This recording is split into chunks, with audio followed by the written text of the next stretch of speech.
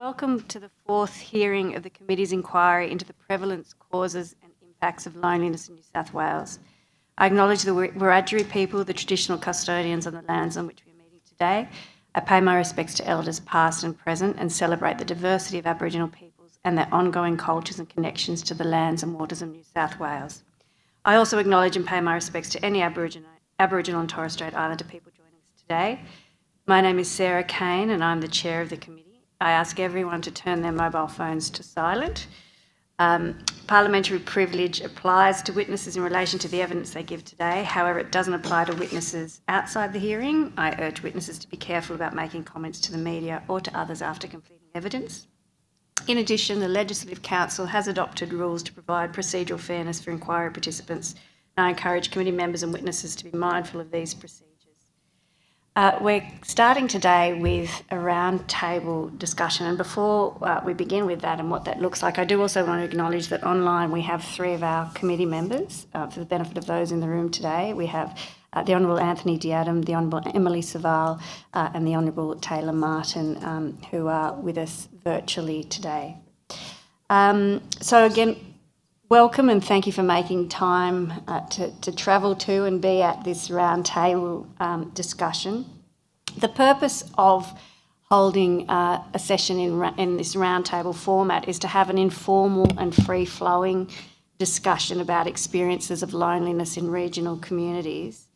I would ask, though, it is a chance for us to have a more informal conversation and to have it a bit more free-flowing than we normally would with sort of questions and answer, a traditional question and answer session. But we would ask that if we can all be mindful that Hansard is still trying to capture what we're saying, so if we can speak one at a time, and I probably am the one that needs to be reminded most of that in the room, to be honest. As roundtable participants, you're not required to take an oath or an affirmation or to make an opening statements. But we will start, I think, with brief introductions from everyone who's at the table, really brief so that we have lots of time for discussion. As I said, I'm the chair of the committee and I think this is our fourth hearing day in this inquiry. So we're really very much looking forward to hearing about the experiences of those of you who are dealing with this issue out beyond the metropolitan areas. We have had Sydney-based hearings to date, so thank you again very much for coming. I might maybe we'll start with Mrs. Pengelly and go around the table. Just a very quick introduction of where you're from.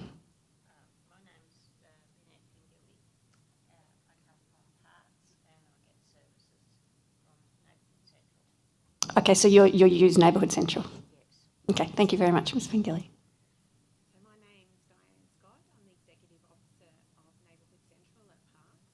We have DCJ funding for family support and Neighbourhood Centre, and we also run a variety of aged care programs under Commonwealth Government, including some social support services. Thank you.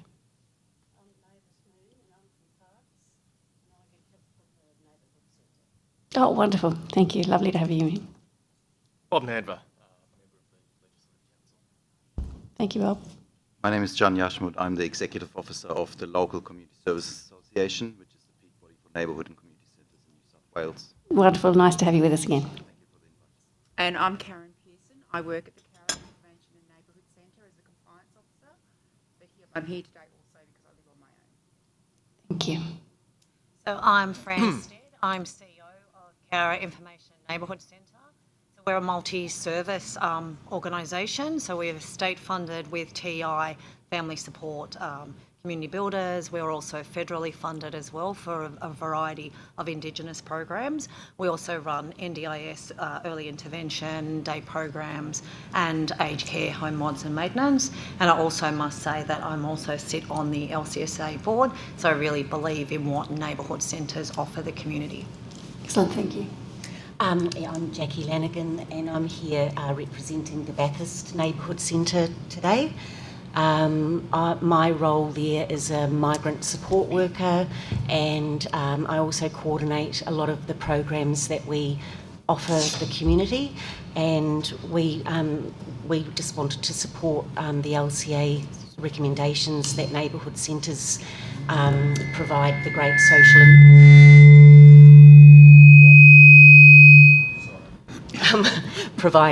great social infrastructure for reducing loneliness and socialisation in New South Wales. Thank you. I'm Scott Barrett. I'm a member of the committee, but also an Orange local. So I just wanted to take the opportunity to thank the committee for coming out to the regions, in particular Orange, and thanks everyone for coming along, and thanks also for the Secretariat and everyone that helps make this happen. So thanks very much. My name's Merrin. I work for the Secretariat of the committee. And as I said, we're hoping to have this as quite conversational. So I might kick off, but then very happy for you to indicate that you would like to respond to what someone's saying and to keep it in that conversational mode. But I think I'd really like to start by hearing from Mrs. Moon and Mrs. Pengelly about how you engage with the centre, and I guess what that means in terms of staying connected socially. So if either of you wanted to offer us your experience. Well, I started to go to the neighbourhood centre. I lost my two sisters within 12 months of one another. And I was very lonely, and I went to the neighbourhood centre and I go to their lunches. I go to the movies when they have movies and bus trips, and it has really brought me out. You know, I've met lovely people and I really enjoy it. Excellent, thank you. Mrs. Pengelly? Well, I sort of do what Mavis does as well. Mm-hmm. My experience with loneliness was at its worst when my husband was diagnosed with Alzheimer's in 2017. So I looked after him all the time, right through to the passing away. And that was a really lonely time for me because I lost all conversations with my husband. So at that, but after that, I got more involved with the neighbourhood centre and made my way back with company and joining in with other things that they have there at the centre. Thank you for that, and that reflects the evidence we've been receiving about carers and the experience of carers being particularly a vulnerable group, and I'm not sure if there's others who have groups for carers. We heard about some yesterday, and there was certainly, we've had evidence from carers group about that, and also I guess the junctures at which loneliness impacts more, ill health, bereavement. So thank you for sharing that. I wondered if any of the neighbourhood centres here wanted to offer up some examples of the types of things you do specifically, say for carers or for cohorts that are particularly vulnerable to loneliness or isolation. Well, I would say, and I can only speak for Cara, is that you meet your community where your community is at that particular time.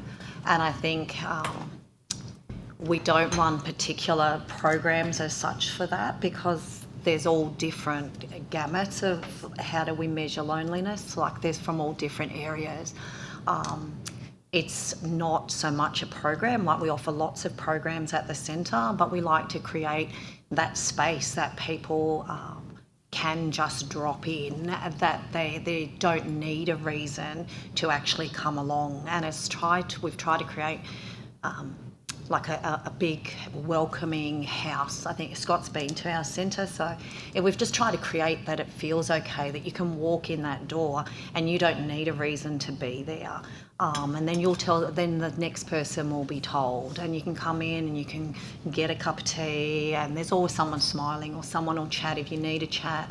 And it's just creating that soft entry, and then from there, then we would try to say, look, these is what we offer, or these other groups are available in that community. So I think sometimes it's just people need just to feel that they're seen, that they can be heard, and that they've got that safe place that yeah, okay, I can come here and see it. People will come. They don't necessarily want to be part of a program as such. They may not have that interest, but they can come in and they can sit and colour in all day, or they can just sit where there's human contact. So it's just, yeah, that's for us. That's very important that we're creating that space for people to feel that they belong and not necessarily think that they need to come in, then we'll funnel you off to a program. So it's yes, on that individual level. Ms. Lanigan, you were talking about migrant groups or programs in your particular area, is that right? And if I could ask also, when we speak, if you could be doing what I'm doing, which is either leaning forward or bringing your microphone close and speaking quite clearly for our online people as well. Ms. Lanigan? As I said, yes, I am the migrant support worker. So we have English tuition and bubs and toddlers programs. But just for a moment, we also have what we call a DCAF, which is a dementia cafe. I've read about that, yeah. Yeah, which happens each week. And it's just fabulous because it's for people who are suffering with memory loss and their carers, and it's run by volunteers, and they are in the main retired nurses, so they've got that, empathy and also that clinical experience, so they know how to kind of, balance out some situations. And we also have actually a youth volunteer who's looking into being, going through the aged care to become an aged care worker. And so it brings this wonderful kind of mix of young and old. And they have, a morning tea, they play games like Scrabble, and they've had other activities where they've, created little plants and plants and things like that. But they also enjoy the community garden that our neighbourhood centre has. So on, really nice days, they, move around out there, and it's I think one of the good things about it as well is for the carer. Sometimes a carer might come on their own if the person that isn't so well is being, looked after by another service, so it gives them a little bit of respite.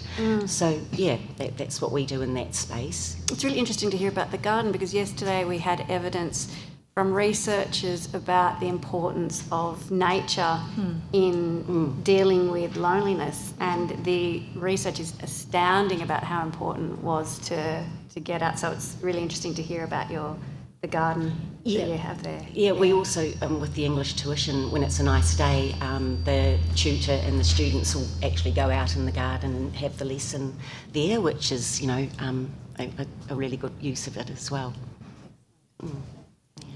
And I wonder if you are able to, even if it's sort of anecdotally, I mean, do people come in and talk, say that they're feeling lonely or isolated, or do they come in and, ameliorate the feeling of being lonely? I mean, do people come in and talk about it, or it's more a thing that you understand is part of the reason that they're there?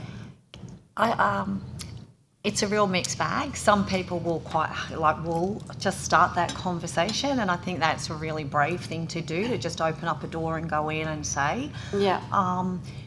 Some people will then come and say, oh, my doctor said to come along to you guys, and then they will sort of they'll be more happy to tell you their story because they think that it's like been in like an authority sort of that has sort of gave them that leeway, or someone at Centrelink or services or the hospital. And then other people will just come in and they will come in and say, look, my neighbour's at home and they don't do anything. What can I show them that you do? And so they will then they might come in and say, oh, my neighbour told me what you do.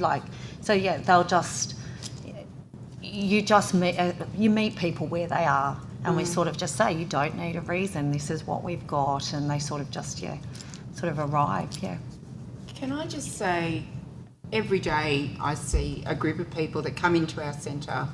They're there at 9 o'clock when we open. We get donations from Woolworths and Second Bite, which is Coles, and they sit there for 2 hours on the pretence of getting some bread or some produce.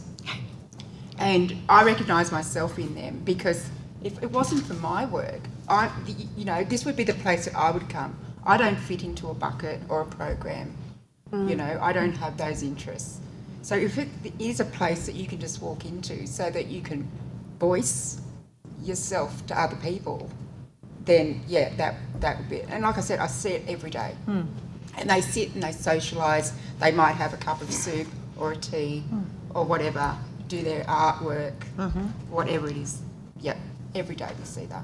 That's really interesting. And another link back to some evidence we heard yesterday about social prescribing. And, you know, we were trying to get to the bottom of what it looks like, but you've just given us a really, clear example that sometimes a doctor will say, there's a community centre, go and see what they do there, or this is what they do. So thank you. That was also really helpful in the context of yesterday's evidence. And I think that works. And that goes on how your community is, though. I think that probably wouldn't work in every community, and it would also then depend on what networks that your neighbourhood centre has also built up over time. That's like some doctors, they'll know exactly what we would offer the community, or I think that's when you're pivotal in that community, like through day-to-day or onto a disaster. Like they just know that you're there because you live there, you know what's going on.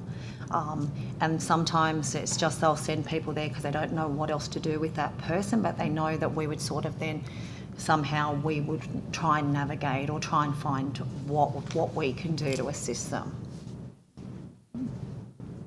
Sure. One of the concepts I've sort of come across in my conversations or even my own deliberations on this is sort of this camouflage support or this covert care. And I'm thinking, and we'll use specifically your example, Ms. Steeder, the person colouring in, I'm sure they're getting a lot more out of that than a nice picture at the end. I just wonder if we could touch more on that and how specifically you're able to manage that as your neighbourhood centres in particular.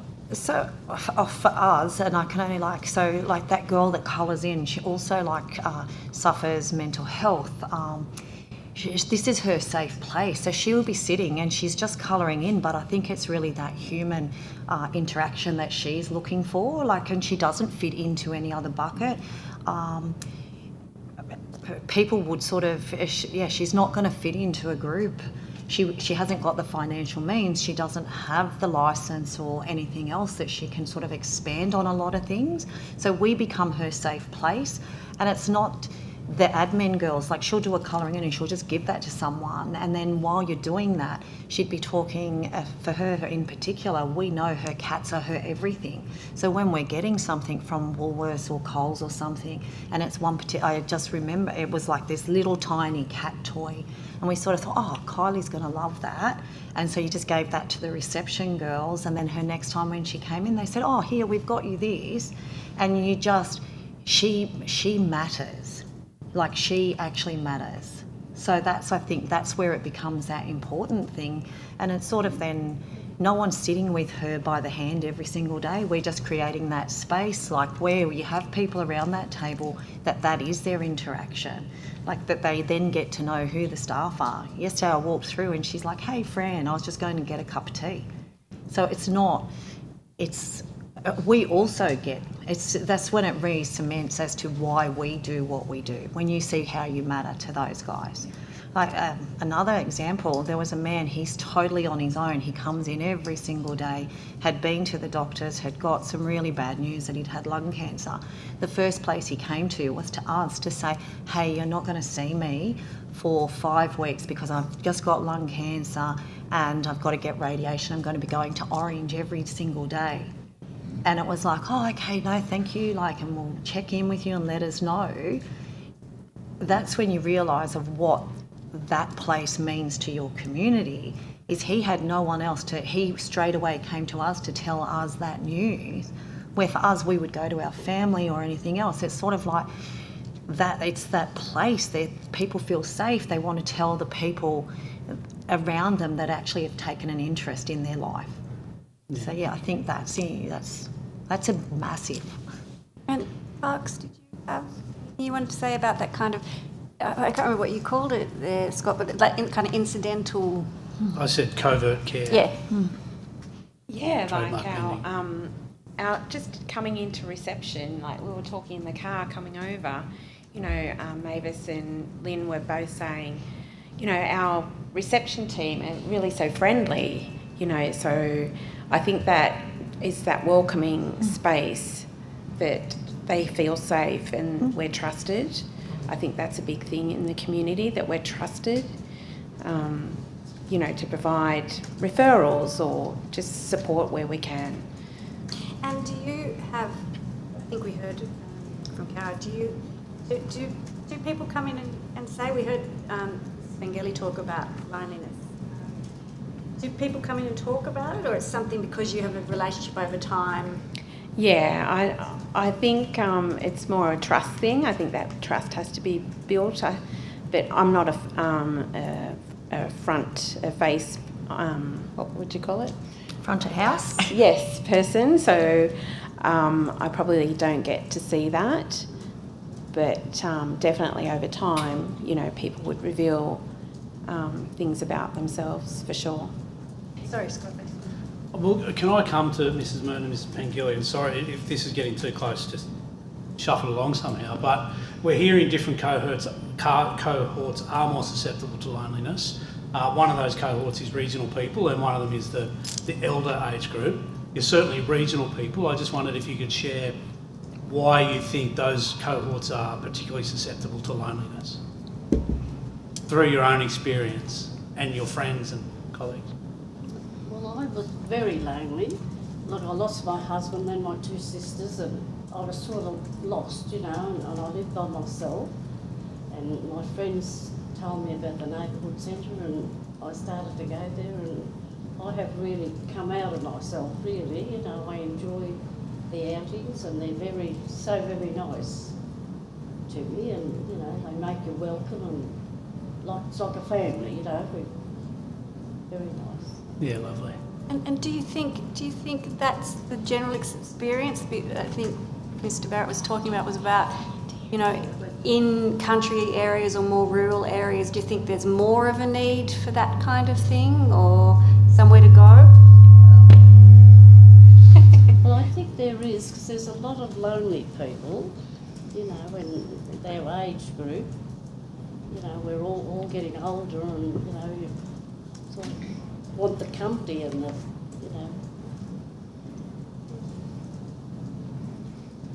We'll come to... Did you want to add anything, Mrs. Pengilly, or are you happy to sit it at that? Oh, I can say a few more words. Get a bit closer, I'm not loud enough. Thank you. I have volunteered at the Neighbourhood Centre for many, many years, probably about 25, I think. And everything sort of goes on there, right? I knew what was happening, what happens. And it was a lovely place to volunteer, and I got on well with everybody that worked there, I think.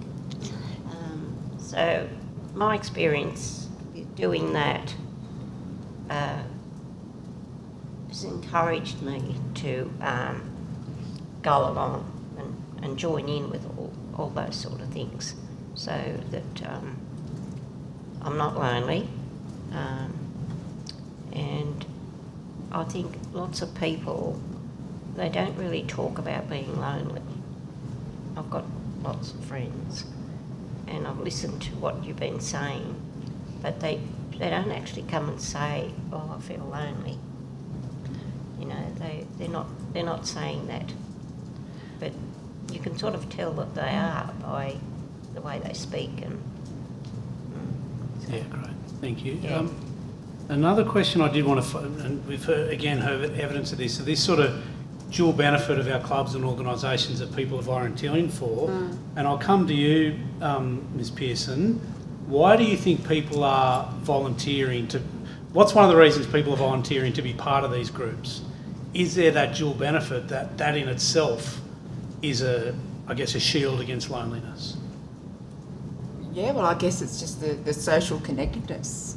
I'm not part of any groups or anything, but I do know if it wasn't for work, I'm also transport disadvantaged. I don't know how to drive, so in a rural community, I think that then, if I didn't have my work, then I would be searching out, not groups as such, but places like that. Yeah. We started as a volunteer. But I did start as a volunteer at the Neighbourhood Centre, true. Yes. Yeah, we have heard a number of people that say, yes, the reason some people volunteer because that in itself is that social interaction that they're craving. Oh, yes, definitely, yes. You did, sorry, Bob, you did open up another thing about not being able to drive. The experience of not being able to drive in Cowra would be very different to the experience of not being able to drive in Newtown. because of trains, wonderful metro and all these sorts of things that we have in Sydney. So I just wonder if you could talk on how big a disadvantage that is, not having that, being able to drive in a regional area. Okay, so lately I see it's growing as a bigger and bigger disadvantage.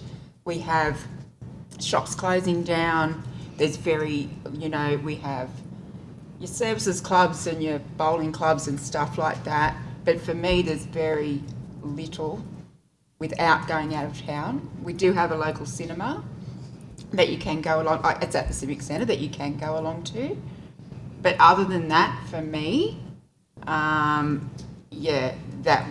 there's not much else in Cowra. I don't go down the main street unless I have to, unless I'm looking for something. There's not a lot down there for me anymore. So, yeah, I basically work to home. Yeah. And that's what I do 5 days a week. Sure. Yep. And also socialising. I don't know if there is a stigma, but you feel like there is a stigma to go out alone. Yeah. For example, I recently did go out on my own. I thought I've got to get myself out of this house. And I went down to the local bowling club and I sat at a seat on my own. And there was an elderly gentleman at another seat. And he said to me, "Come over and sit with me. I'm on my own too." And I did. And we introduced each other, and slowly that table filled up with these elderly gentlemen. And I had a lovely afternoon, and I'm going back to just socialise with those guys. Yeah. So right. yeah.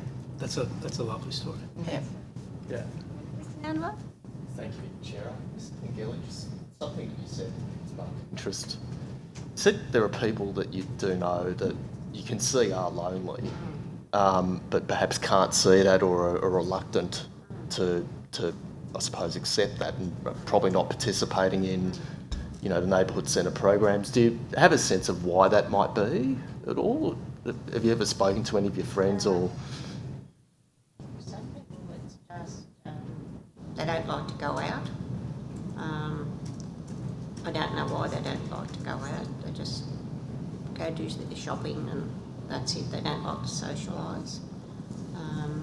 That's basically it, I think. They just don't like to mix with lots of other people, basically. Okay. Just with the neighbourhood centres, what's the main initial point of contact between the centres and your clients, I suppose? How do you draw them into your programs when it's clear that they're in need? I think it's how a neighbourhood centre connects themselves to the community. I think a lot of it is word of mouth, social media. We would get a lot. We've been there for 40 years. So I think it's when you're out and about, we're constantly out telling people what we do. We're making sure that wherever we go, doctor surgeries, hospitals, food hall, the schools, etc., they know what we do. So I think for us, it's that constant trying to remind people that we are here. We also, for us, people may need one of the services, like we offer a hub, so a lot of the visiting services also, like we really encourage people, we offer that space, so we're getting a lot of the outreach services as well to come. So then they may have a client that's just coming in, say for example for hearing, and they sort of didn't know what we actually offered the community. So it's that sense of when they're actually coming through, they sort of look around and go, like we've deliberately put our visiting services into our main centre, just so then there's those other people that are walking through and they're sort of saying, oh, I didn't know that this was here. And I think it's making yourself visible, but not loneliness, it's just you can't market it as a program because it's not a program. And I think when we start to, and I think when you were saying people don't want to say they're lonely, because when you go, oh, I'm a lonely person, it sort of makes you sound like you're a sad person or there's something wrong with you. So I think for us, Second Bites and Woolworths that's been an amazing draw card, because people have sort of started, you see people sort of tiptoe in and they would run in to get maybe a loaf of bread, or they send their children in, and it's just, they sort of get a little bit further in that door. So we might be a little bit different to Parks, where you were saying a lot of your clients are age that are experiencing that. For us, that's where it's community. Each community will be different. Our table that we would have full every day it's just filled with different ages. Like we'll have even though we offer like play groups and family support, etc., we've still got a mum with a single mum, 2 babies in a pram. We are her safe haven, where she's craving that adult connection and sort of just that extra person to just fuss over her children, where it's just sort of gives her that 5 minutes that she can talk and be an adult at a table instead. And it is, like Karen's right, we have lots of people that and it's that one stop that then you can give those referrals or encourage people to join a program. Yeah, okay. Just one more question. So I'm from Sydney, and there are great social connected programs being run by my local government area, by neighbourhood centres, and I see so much effort go into it.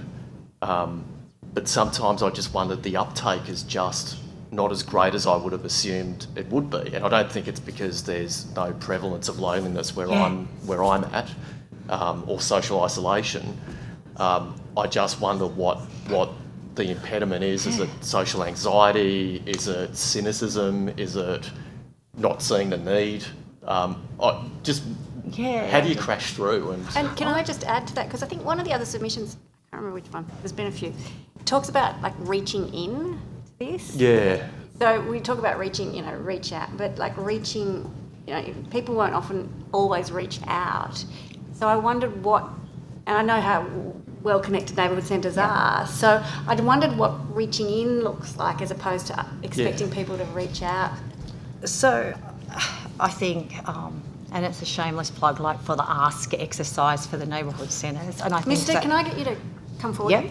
So I think for us, it's exactly that. It's not, we don't sit and wait for people just to come in, because when they're coming in, they feel welcome. They've got that spot. That's where it's really important for us to get out into our community. And it's when you know your community, there'd be nothing like you just start having those conversations with people. And I think that's just the thing, is you just get up the street, you know where the people go. Like we might sit down at Coles and just have that chat, so people coming in and out, and did you know? And you can just sit there, and just a smiling face will make people sort of stop. And it's just, I think, we just get out there. You can't sell a secret. You have to and that's exactly what it is. You cannot. Right. I always remember that from real estate. You cannot sell a secret. So the more visible we are in the community, it's people now start to recognise that logo. Yeah. And that's when you just become cemented in that community, that people will go, oh, it's on social media as well. Oh no, go to the neighbourhood centre for it can be a hindrance, but every little thing. Oh, go to the neighbourhood centre. They will know, and I think that's where we just make that effort and think, oh, okay, how do we fix that? Or people tag you in different things. So it's like we live and breathe. Ours is local supporting locals. We live and breathe it. And I think that's the important thing. Ms. Lanigan, you like to? Yeah. In Bathurst, so just like you asking about how, within the community, how you let people know about neighbourhood centres. So we have a Bathurst interagency, and all the different agencies around the community come once a month, and they're all able to share what they're doing, what programs they're offering. They have guest speakers, and so that's a great way for people to know what's happening around. We also do an interview fortnightly on community radio, and we talk about what programs are happening. We, encourage people to, if it's not for them, to think about their families, their children, their neighbours that may want to participate in the programs. So that's we do lots of the things like what Fran's saying as well, using social media and, word of mouth. We've got a big notice board outside, which I think smaller communities still do. I see people standing there looking at them. And but what you were saying about the, lack of numbers for participating in programs. Oh, it's such a hard job to, we're always working at trying to get the numbers and encouraging people to come along. And I think there's a lot of complexities to it. There's, there's everything from like the cost of living, lack of transport. So when I say cost of living, I mean the parents are all working, and sometimes it's hard to get the children, to these activities. And I also think the pandemic has played a big role in the increase of anxiety for young people as well as old, because they just weren't able to move around. They had to have groceries delivered to their homes. And so I think some of that's kind of lingered, and we have to try to try to reduce the loneliness and socialisation by just increasing our ability to be able to reach out to the community and to engage them. And in order to do that, in all honesty, I think if we had more funding, we'd be able to focus on that rather than, scrabbling around for little programs and funding that is often time limited to deliver. And that's some of the issues and complexities of it. Okay. Mrs. Moon or Mrs. Pengelly, you've spoken about, Mrs. Moon, you've spoken about you had the centre recommended to you. How well known do you think the activities are of the centre or other types of things do people know about? I think they do now. We must, like when I go to the lunches, there's about 40 people go to the lunches, and I also have 2 meals delivered a week, and I look forward to that, The meals are really beautiful, because I was getting that I wasn't cooking for myself, and I really look forward to the meals, and the delivery ladies are very nice and friendly, So you think it's quite a well-known... Yes, Okay. Yes, it is, yes. Excellent, thank you. Is there anything, obviously there is the funding challenge, and governments perhaps could play a bigger role in that. Other than the funding challenge, are there other things governments can do, do you think, to help with, I suppose, the awareness pitch with the broader community and the delivery of your programs? Just hypothetically, I mean, could the medical profession take a bit more of a broader approach to patients that might come into them, and just have neighbourhood centres in mind and make broader referrals in that kind of regard? Can you see a space for government past funding that might make your jobs just that little bit easier and help with the awareness gap that might exist? I think it would. Each community is each community is different. I think loneliness doesn't sort of fit into, you can't make it into a program. It's not a program. It's meeting communities where they are, whether they're aged, or you need to look at each community. And that is when we look at that, in regards to funding, each of those programs are very, that neighbourhood centres or community centres run, they're very specific to what they've got outcomes and KPIs, and they're all tied to funding. I think when we look at that part for loneliness and where people fit, there's sort of this little area that everyone can refer people to that, but I think then it all ties to funding. Like when we look at, you're not even looking at lots of funding. There sort of had to be that core funding model that people then can just create spaces, and medical centres can, or health or whoever, or Meals on Wheels or whatever, and refer people to this particular, to an area.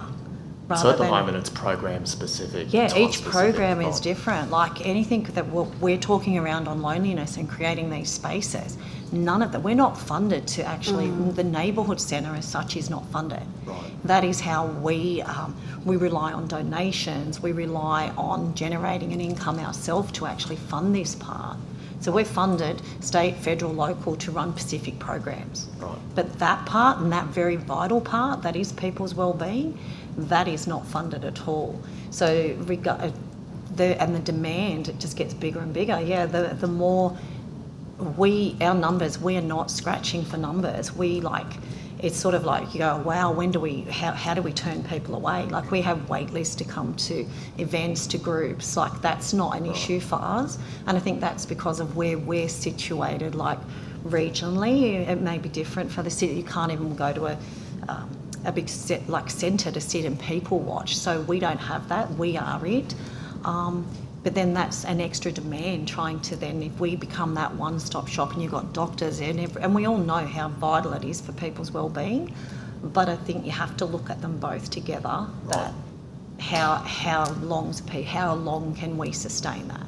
If we rely very heavily on our local council, that we're in a council building that they're giving us that rent for donation, so you're relying on those councillors voting to continue that. So everything, if that changed, what we would be able to deliver changes. And presumably there's the administrative burden of constantly applying. Yeah, constantly, and that stress. You can't long-term plan for anything. You're just reliant. And if you rent a room to someone, then you're thinking, okay, well, they've only got funding for a year, so we can only, and when we're saying we're renting a room, we'd be renting them that room for like $50 a day. So you might have one room that you rent out once a week, you get $50, and you might only have that for a year. That doesn't go it's that constant pressure. But yeah, having more people aware and more people sent to us, that's not, it's what do we do with the people?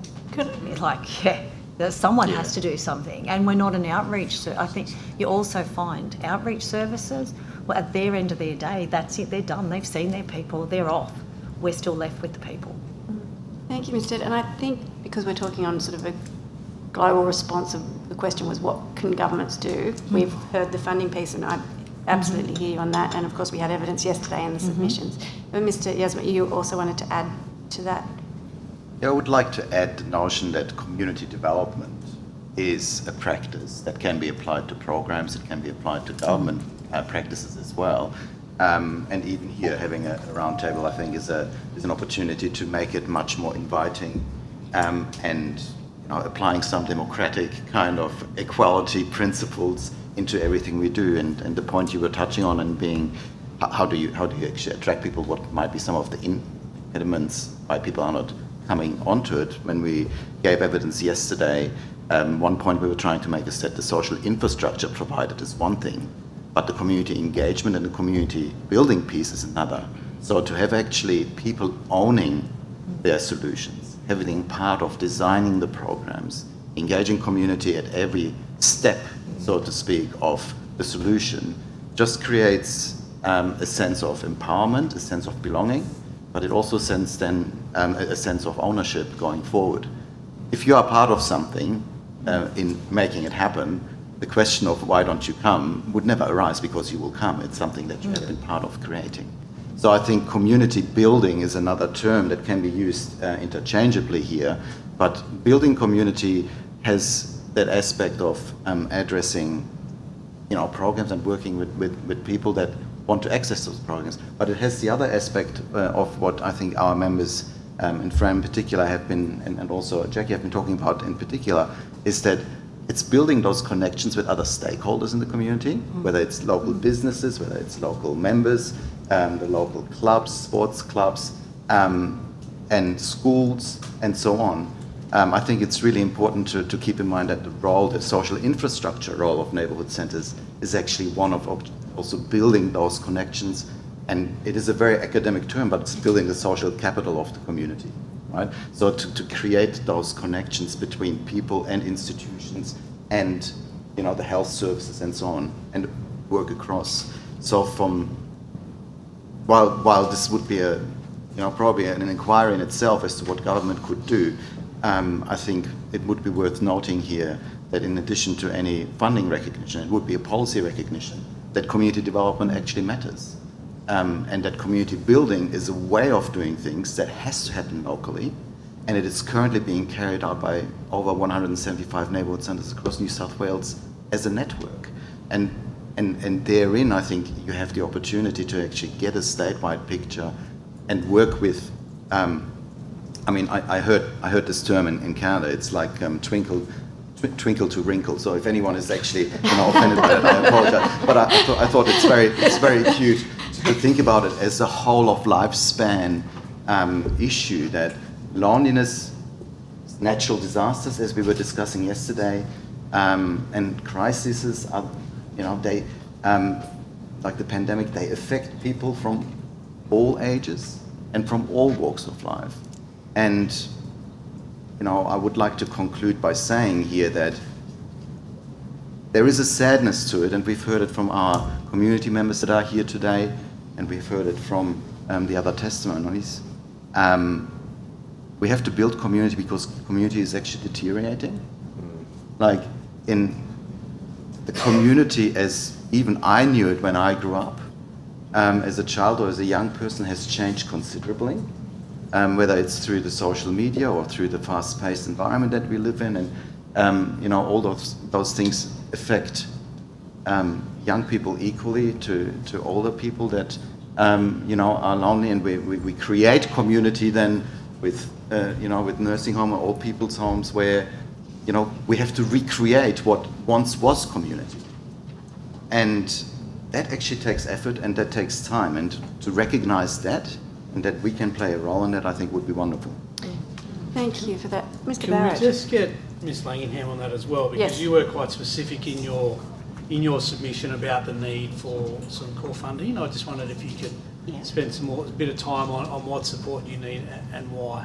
I will say that like funding and numbers and things like that isn't my area of expertise, but what I've experienced is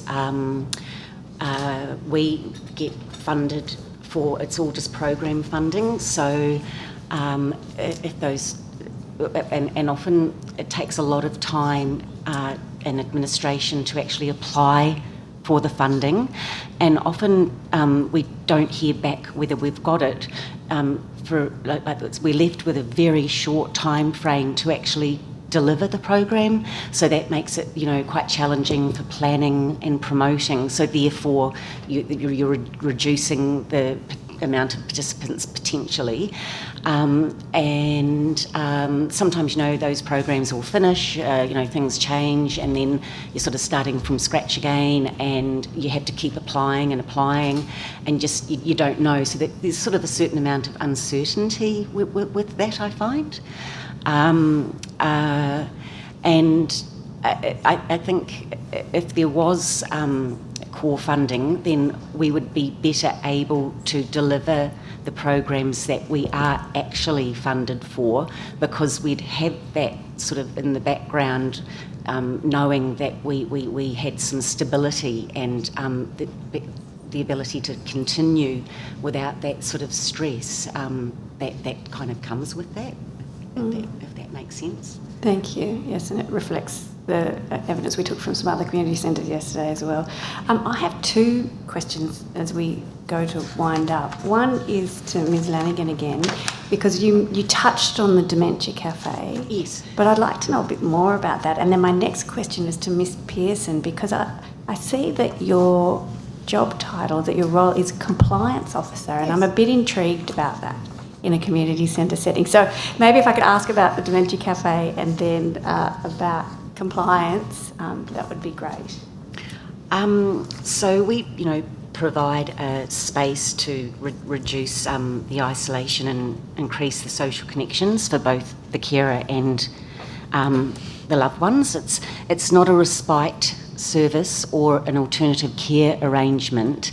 It's just like, you know, an everyday kind of normal setting that it's surrounded by all the usual activities. So you've got your people coming and going, and so it's not like, you know, they're not isolated within the centre, so to speak. It was started a few years ago by a group of volunteers, and as I said earlier, the ladies that run it are the nurses, and the people just, you know, come each week. They're also associated with the Dementia Alliance. I don't actually particularly run the Dementia Cafe, but so I'm not sure how they connected with them, but they're wanting to, Bathurst as a community has wanted to increase awareness of dementia, and so they have these monthly meetings which are actually held at the neighbourhood centre, and it's people who are in mental health awareness positions, like they do come from the hospital, they come from other organisations as well, so that's a sort of an offshoot of us being known for this Dementia And Cafe. is that one of those sort of activities that is incidental, or is there specific funding to do that? No, there's no funding. So it's one of those ones that we've been talking about and So, hearing about. yeah, I should have- It's one of those things, there was a need, someone thought this was a good idea, and so you do it. Yes. Yeah, okay. Yes. All right. Yep. Thank you very much. A great example of that. Thank you. Ms. Pearson, Compliance. Compliance Officer. Yeah. So we're NDIS registered provider. Right, okay. We're aged care. We've Right. got the Australian Service Excellence Standards, WHS, HR, like, yeah. Yeah, the full range. The standards to comply to. So I am the compliance officer for all of those standards. Excellent. All right. Thank you for that. I was intrigued, but that makes complete sense. I just want to quickly check in with my colleagues online and hear if there are any other things they wanted to explore or ask about. Not hearing anything from online. Mr. Barrett or Mr. Noble? I'd love to give, and maybe you need a second to think on it, but give particularly, thanks to everyone else, but Mrs. Moon and Mr. Penguy, that's almost the final say to say, this is almost your direct line to the Premier. What would you like him What do you want us to tell what Chris? would you, what would you Show me like the him money. to hear out of this committee? Like, what's something that he can do that would make a genuine difference to you and those like you living in communities such as Parks in this space, obviously? Probably more funding would help. More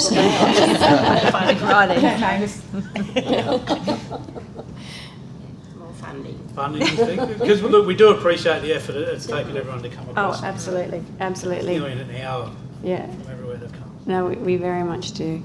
I want to conclude this roundtable by exactly reflecting that comment, that we very, very much appreciate you taking the time to come along, but we also really appreciate the work you do in the community, and I want you to know that we've heard the issues that you've raised with us, and we'll take that into consideration when we're doing our report and our internal advocacy around that as we continue to do work on this and other issues. So thank you so much again. But I also want to say thank you. I have left this morning with 2 new sayings.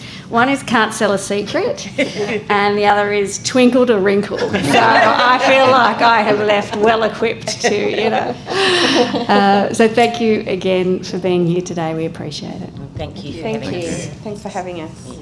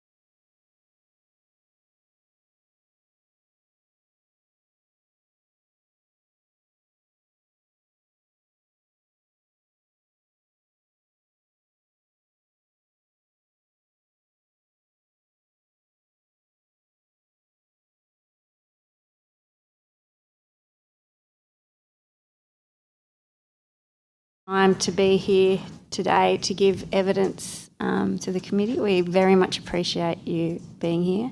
I did hear someone say it can be a little bit intimidating. Please, this is just the gear. Really, just pretend it's all not here, and we're just having a discussion about something that you guys are experts on. So we're actually really pleased to have you here to share that with us.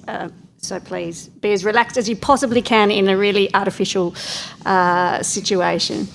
But we are going to start by a bit of formality, I'm afraid, which is to ask if we could ask you to introduce yourself, where you're from and your position title, and then swear either an oath or an affirmation. And I might start with Mrs. Robinson. Robinson,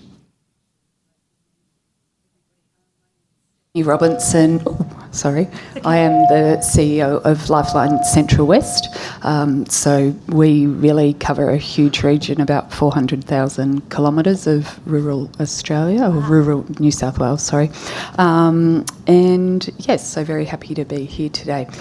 So the oath, yes, I swear that the evidence now about to be given by me shall be the truth, the whole truth, and nothing but the truth, so help me God.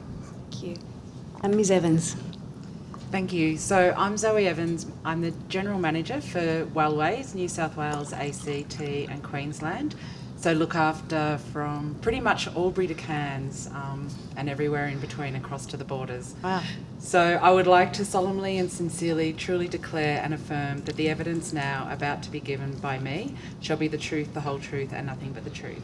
Thank you very much. Ms. Watmore. Hi, I'm Denise Watmore. I'm the Regional Manager for Wellways for Western New South Wales. I cover from Bathurst to Bourke and Lightning Ridge to Forbes and everything in between. I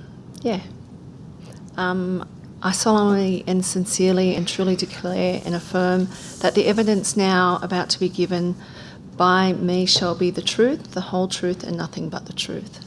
Thank you very much. Mr. Gregg. G'day, I'm Andrew Gregg. I'm the coordinator of Bellamest, formerly Western PTSD Support. We're an adjunctive PTSD support program run here in Orange. We've got a clinical advisory board. I thank you for having me. I solemnly, sincerely and truly declare and affirm that the evidence now about to be given by me shall be the truth, the whole truth and nothing but the truth. Thank you very much. And we'll start with seeing if there's any opening statements that you'd like to make before we get to questions. And again, I might start with Mrs. Robinson. Thank you. I guess I have given, my life to working in community. And I guess what I see more and more is that there is a widening disconnect. We're more connected, I guess, with technology, but connection seems something that is becoming more and more problematic despite all the advances we've had in technology. I think that being somebody who, my title might say CEO, you'll rarely find me behind my desk. So I get out there and do a lot of the hands-on work because I think that it's incredibly important to have that influencing the direction of our organisation. And I guess we work across all different demographics, between working from young people right to older people, and nobody is immune from the impacts of loneliness and, the reality is we all have mental health. I think since COVID we've been able to give more attention, and some of those, the stigma around that has diminished. However, I guess I echo some of the points that your previous people have raised about there is a constant state for us of uncertainty and instability in what we do. And again, that does boil down to the dirty F word that everybody talks about, which is funding. And, it definitely is a barrier for organisations to work collaboratively together. So I think that that's something that's really important and needs to be raised. But I think the other point is just also is often loneliness is spoken about as something that, again, you can be in a crowded room and feel lonely. And so it's something that needs to be looked at, not in just a health lens. It needs to be something of all of community, all the social impacts, and really holistically. And I think that together that we have incredible knowledge and resources in how to do this, but we've got to get better at getting serious bang for our buck for our funding dollar. I think it's a really difficult system to navigate. I think it is for those who work in this field. I can't imagine how difficult it would be for people who are, seeking our services. So some sort of, really strategic work in how we can all work better together and get the most out of the scarce funding dollar that we all seek. And again, that base level of funding so we can operate and get out of operating out of scarcity and being able to be future focused rather than just constantly having to put out spot fires, I think would be something that would be incredibly important to look at different ways of doing that. So thank you for your time. Thank you very much. Ms Evans or Ms Watmore? Yeah, thank you. So we really welcome the opportunity to present here today, and it was really interesting popping into the end of the previous people and hearing their stories. And I think what we would really love to talk about is the profound impacts of loneliness and social isolation in New South Wales communities. We know that loneliness is far too common, can affect anybody, and really has significant impact on people's physical and mental health. And what we see so often in our work is that loneliness and social isolation can indeed lead to quite complex mental health concerns. We find that I hope that doesn't mean my voice is too loud. It's not you, it's us. So the people that we support often have lost connection to family and their community, and it was something that we really identified with the previous speakers as well. And sometimes that isolation and stigma can really lead to barriers to people even going to the supermarket, where often you just have those formal interactions and connections with people. And it can happen for a whole number of reasons. And often what we found really is that it is around, for a lot of the people that we support, associated with stigma, stereotyping of mental illness and discrimination that really can contribute to people feeling unsafe in their communities and therefore socially withdrawing. So as Denise and I mentioned, we are from Wellways. We do cover this vast region of New South Wales. Previously, before my role as General Manager, I was the Regional Manager for Murrumbidgee, so Denise and I are very intrinsically connected via borders and probably experiences as well. But what we find, whether it's in the metro or regional areas, in the work that we do, walking alongside people, is that loneliness and that social isolation really is becoming an increasing issue. So we believe that connection is essential to a person's recovery journey, whether it's supporting people through psychosocial programs such as our community living supports program or our housing and accommodation support programs that we deliver here in Western New South Wales, but also the Murrumbidgee up through rural northern New South Wales as well, or our suicide prevention and aftercare programs. And certainly through those suicide prevention aftercare programs, we are starting to see an increase in loneliness coming through in referrals for people that have found themselves experiencing distress that has led to, suicide attempts or crisis. And also our Carer Gateway program. So we provide Carer Gateway in parts of New South Wales, and what we see there is carers very much feeling isolated. They prioritise the care of their loved ones, and sometimes that means that they're not actually getting to connect with people that they need to connect with. So probably like everybody else, our solutions, you know, the F word, obviously not only funding, but I think the length of terms of funding. We know that recovery doesn't happen overnight. It's not this sort of really linear process, and often the work that we do takes time. So length of funding is really important to us so that we can really build those relationships with the people that we support and encourage them to be able to connect with others. And I think what we see sometimes when that funding isn't stable, you know, we're transitioning to other providers, people start to fall through the gaps, and that really impacts, has a long-lasting impact on their mental illness. So again, we would really love to thank the committee for inviting us to speak today, and your investment in understanding the impacts of loneliness in New South Wales.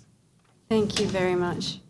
Mr. Gregg, do you have an opening statement at all? I do. I've got a little bit more structured, if that's all right. Of course. Thank you. Thank you for the opportunity to speak today. I come before you as a lived experience subject matter expert, offering a perspective shaped by direct engagement with the challenges of loneliness and the organisations working to address it. Loneliness is a complex and multifaceted issue spanning social, emotional and existential dimensions. Research highlights the strong link between loneliness and mental health, with social isolation both contributing to and resulting from psychological distress. We also know that loneliness carries significant economic and social costs, placing strain on healthcare systems, reducing workforce participation, and a weakening community cohesion. Addressing it requires a broad approach, one that considers the financial burden on the state, the role of government and community in mitigating these effects, and the structural barriers preventing effective solutions from taking root. One of these barriers, to my mind, is the challenge faced by the very organisations that you've been listening to, working to foster social connection. These charities, NFPs and grassroots initiatives are well placed to support people at risk of loneliness, but they often struggle with governance, compliance and financial sustainability. Without adequate support, promising initiatives fail before they can make an impact, and existing organisations face unnecessary inefficiencies that limit their reach. I believe a government-supported advisory service for the not-for-profit sector, similar to the Business Connect model, would help address these challenges by providing guidance on governance, finance and strategic planning. This initiative would ensure that community-led solutions are more sustainable and funding reaches front lines rather than being lost in administrative burdens, and that collaboration is encouraged where it is the best path forward. Importantly, this would not compete with existing funding structures, but rather strengthen the sector as a whole, allowing organisations to be more effective in tackling loneliness and its broader societal impacts. Thank you. Thank you very much. Appreciate all of that. If I could just start, I know a bit about Lifeline. We heard from the central organisation yesterday, and I've read Mr. Gregg's submission. But Wellways I don't know much about, and so you're talking about the things you do. I wondered if just very briefly, before we get into substantive questions, for my benefit, and my apologies, if you could just explain a little bit more about Wellways. Yeah, sure. So we're a national organisation, pretty much operates up and down the eastern seaboard, from Tassie to northern Queensland. Our primary focus is around mental health and disability support. We have a very, very strong focus on lived experience. That is core to the work that we do, and in actual fact, I think around 75% of our staff across those states identify as having a lived experience of either mental illness or a carer or of somebody with. We don't have clinical services, so a lot of our services are very much psychosocial based, supporting people through our recovery model,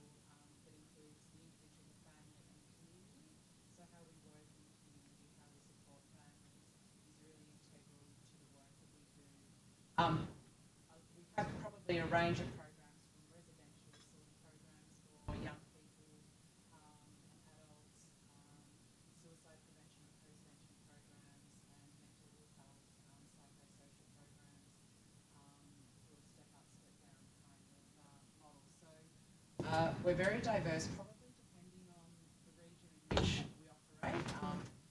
And I think that's probably one of our strengths. We sort of are able to lean into what's happening in those local communities and sort of what's relevant for them. It really, I suppose, helps us determine what our funding looks like, what our programs look like. We try to be very responsive and not try and put a square peg into a round hole. But yeah, predominantly mental health, recovery. Okay, and are you affiliated with any other organisation? Are you a religious organisations? You're not a neighbourhood centre, so I'm just trying to get a sense of. No, so we're not a neighbourhood. We're not a neighbourhood centre. And we're not affiliated with any other religious or charity organisations. Okay, so you're just standalone. Yeah, we are Standalone, but across the big geography. I think it is me. Quiet and then you go loud. Oh, so sorry. When you go quiet to loud. Oh, sorry, I'm far too enthusiastic. I'll tone it down. Okay. Then you try and Okay. the air conditioner I've got to get over as well, so you've got to talk loud like me. I'm louder than you. I've got no microphone. Right. So Okay. talk loud. Okay. I'm rarely asked to do that more than I already do. So I did want to go, though, to ask Mr. Gregg a question. Your organisation is seems like it does a really amazing job, but it is quite particular with regards to PTSD. And I wondered if you could speak a bit more about the connections between suffering PTSD and the experience of isolation and loneliness, because we haven't had that perspective in particular. Sure. Well, at first, I'll reiterate that I am lived experience, and whilst that comes with certain benefits for this, I'm very cognizant of the fact that it should ethically limit me to not discuss sort of more the clinical aspects of things, regardless what my knowledge in that may be. Right? I try to remain really cognizant of the fact that people with lived experience can often become quite expert in depth as opposed to breadth, and you should try to remain objective and pragmatic and look out for that echo chamber. So I could talk ad nauseum about the relation between PTSD and isolation, but I think something that there's not a single category of PTSD that doesn't link in with a mental health symptom that is closely related to PTSD, according to DSM-5 and reiterated by New South Wales Health. It's important to identify, though, that loneliness and PTSD, and loneliness and the symptoms of PTSD, such as avoidance, that will cause loneliness, they work reciprocally. So one fosters the other, they feed into each other, and they keep going. I think probably for me a great takeaway about PTSD, the lessons I've learned in PTSD, is the relations that a lot of the symptoms have with people who don't suffer PTSD. For example, there's a strong commonality between DSM-5 PTSD criterion C, avoidance, and Generation Z. So the 18 to 24-year-olds who have overtaken the elderly as the greatest sufferers of loneliness suffer often through their avoidant tendencies, which is similar to the predominance of PTSD people. PTSD sufferers engage in loneliness, in avoidance, because, there's multiple reasons. Say you're a first responder and you worked in your community and now you have PTSD, and now you go to the shops and you're surrounded by a multitude of stimuli that can cause a reaction that is out of your control. You're going to avoid that. And avoidance works in the short term and makes it a really appetising approach, which causes its own spiral, which causes what we would call loneliness. But for Gen Z, I believe our social structure now is more than ever is fostering avoidant behaviour, or if you want to be a little bit more cynical but I think accurate, elements degrading societal structure are enforcing avoidant behaviour and encourage avoidance. And so I think probably the best lesson that I could impart or have received from spending so much time with PTSD sufferers and being one myself is that the experience, whilst faceted and complex on its own, is not unique, and lessons can be learned and applied across the board for this case. Yeah, I appreciate that. I've got some other questions, but I wanted to ask Mr. Robinson. I think I used your term in the earlier session because I've been reading the submissions, and this concept of reaching in rather than expecting people to reach out. So, and we've just heard about avoidance. So we often think that, or we often hear or read that, you know, if you're lonely or isolated, then you need to reach out and do something, join a group or whatever, and that's sometimes beyond the capability of the person experiencing it. So can you talk a bit more about this idea of reaching in rather than expecting reaching out? No, certainly. And I think, I guess the idea of that came from my own lived experience around some of these issues, and somebody who also has a diagnosis of PTSD and depression. It is something that you hear constantly, and it used to be something that I certainly didn't share with people, and so still in my position I would hear the commentary around, you know, reach out, there are all these services, pick up the phone, call Lifeline. And that's not, and we see from the number of people who do reach out to services such as Lifeline, and we're talking about 4,000 a day these days, there are many, many, many more who don't do that, because for me and what I found, and then around my own observations of people, it actually added extra pressure. You might be feeling low and wanting to avoid. However, it doesn't matter if there are all these services out there when you're in that place. What you actually need is somebody that will reach in rather than adding an expectation on the person suffering to reach out. And I think I've been now here for 10 years with Lifeline and have always valued the 24/7 crisis service, which I think is incredible and it absolutely saves lives. But working on the ground, what I see is that all the answers lie in community. When you have people that are we are all involved in, whether it be just the supermarket we go to or the pub, you know, on the corner that you go to on a Friday night, whatever that might be, playing soccer, there are people that you constantly come in contact with, and they get to know your behaviours and who you are and how you act all the time. And so the concept of building capacity in community by training up the gatekeepers, and that terminology being whether you're in official or an unofficial role in a community, you might be the publican, you might be the footy coach. If you give them some skills and knowledge to empower them to be able to act so they don't, we say, miss, dismiss or avoid those signs when somebody's not doing okay, we can really strengthen that safety net. And I think so often, and if I had $1 for every time we responded to a suicide or a suicide attempt of people saying, oh, we did see signs, but we didn't want to step into that place. It wasn't our business. We didn't know what to say, so we said nothing at all. I didn't want to make it worse. I actually knew, they told me I was going to end my life, but I wasn't going to break their confidence. All of those things are not helpful. When people are given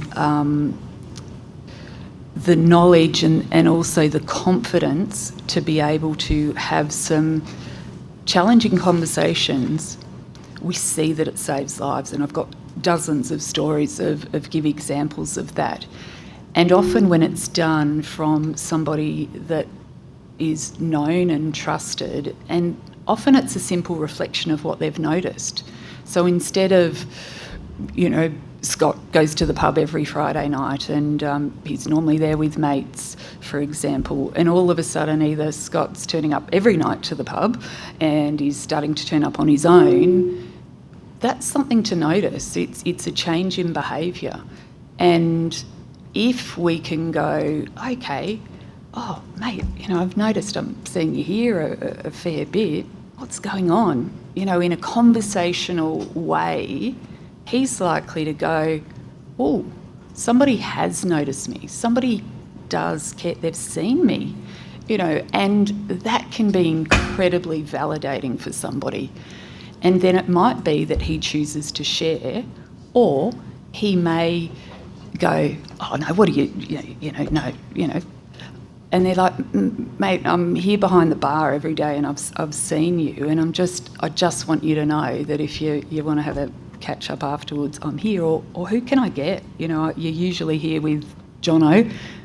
How about we get him? Or if he does disclose that, I'm really struggling, blah, blah, blah, it's not up to them to fix it. It's like, as being a first aider, there isn't an expectation for you to diagnose, manage someone's, heart condition forever, do their rehabilitation, monitor their diet, whatever. It's same with, mental health first aid and stepping into this space. It's about going, you're putting the offer out there, but then being able to connect them with appropriate support. And it might be, simple things that already exist in community. It might be sitting down going, wow, that sounds really big. I don't know what to do with that. Let's pick up the number and we'll call together. But there's simple steps, and that reaching in can just be a real game changer, and it takes the pressure away from the person that is in that position. So that's, I guess, what I was trying to say when I use that terminology. Thank you, I appreciate that. As I said, it did make an impact on me, and I'm sorry to don't mean to cut anyone short, but we do have a limited amount of time, and I do know that my colleagues will not be happy with me if I don't let them ask questions as well. So I'll pass over to Mr. Barrett. I do have a series of questions, but I'll try and rattle through as quick as I can. Mr. Gregg, I believe you were involved in starting your NFP. Was that easy? No, it wasn't. There were significant hurdles. Which I guess comes to the recommendation you made to try and help with some of the governance, compliance and financial sustainability, you said. How important is it, do you think, that we have these organisations like yours and provide this support so we have a broader spectrum of these organisations? So, to that, more is not better. More appropriate and promising services that are well funded and that can execute their goals and that can streamline their finances and create bigger bang for buck for the government is better. Society has fundamentally changed. I think one of the questions is talking about what social media could do to change things. Honestly, I think it's a great initiative, and if you come up with recommendations on that, that's fantastic. But I think aiming to change that is tilting at windmills. I'd far prefer to look at creating solutions within the society we live. And I've written up a proposal which I'd love to share with you for you to read after, if you're interested. Certainly, we'll look at that table after if you. Great, thank you. But there have been half attempts in the past. There are a series of provisions provided for these groups, but they're piecemeal and so forth. I think an avenue for streamlining this and creating funding more accessibly without adding more funding to it is a solid initiative. Does that make sense? Does that answer your question? I think it does, really. But what would you and the other members of your organisation be leaning on without that, I guess, very bespoke support group? What would be leaning on funding-wise? No, as in, as an individual, how would you be handling it? Oh, there's nothing. I mean, I don't think that's an exaggeration. I think, our hopes and plans are to provide assistance for people who aren't in desperate critical need, but in significant need. Where we currently stand, prior to us forming 4 or 5 years ago now under multiple different structures and fighting to survive, there was nothing. Where we currently sit is you're familiar with the term decompensating, right? So it's someone who is essentially psychologically collapsing. They are at the point where they now need to become an inpatient. We spend the majority of our time postponing that, which is not a solution and it's not a fix and it doesn't help, but we're full, and that's where we spend our time. And if we could streamline our finances, and if we could, like every other organisation, if we could put more cents per dollar away from admin and towards frontline care, we could go a long way to fixing that. And whether that's the local bridge club or whether that's Wellways, it doesn't matter, it's the same outcome. Can I jump in with one more? Yeah, of course. I just want to see, we have these regionally based people here. What are the unique issues, hurdles, dramas we're facing in regional New South Wales when it comes to this loneliness? There must be differences that we have here that are unique to a metro experience. And maybe start with you, Ms Robinson, given the area that you cover. I think there are a lot of things, and I think when we look at the suicide statistics, we see that we are represented in rural areas. I think some of that is the tyranny of distance. I particularly saw it increase in, say, the drought years, where things like the cost of fuel, the cost of, nobody had the funds to be able to do what life was before that. Then we went straight into other challenges around COVID. I think we still haven't recovered from that, to be honest. We do have, in many areas, where we operate out of, technology fails us in the internet, and so there often is disrupted access to telehealth services and things like that, and even phone service for people, which is, phone connection is incredibly important when you live out in the bush. I think there is stigma and the whole, stoic communities and attitudes of particularly men in rural settings, and a reluctance to want to seek help and support. I think it is, again, a state of society around children who now are having to work multiple jobs. So children of older people that are having to work more and more jobs. So there is, and I think that again does both ends of it. So they're unable to support their parents as they get older. And it also flows down to the children, that the children are also left not having that support that decades ago they would have had. And so that is leading them to be able to having more and more time on their devices, which again is leading into that social media and the toxicity around that, and making kids, step into roles that really they are not mentally able to do, and the decisions that they need to make and really to fend for themselves a little bit. And I think, it is an incredibly complex issue, and that is the thing that we are noticing around every aspect of our face-to-face counselling and our calls on the crisis line, is the complexities of it. That is something that I think is incredibly relevant and significant to that. And I think, again, for us, loneliness traditionally was always thought of for that older person. However, again, we too are noticing the impact on young people, and are certainly having to pivot and pay more attention to that. Sorry again, but we might know that. I know there's so much, and I know we have limited time, and we appreciate very much, and we do have your submission as well. But I think the question was also we could also get a response. My apologies again. No, that's fine. Thank you.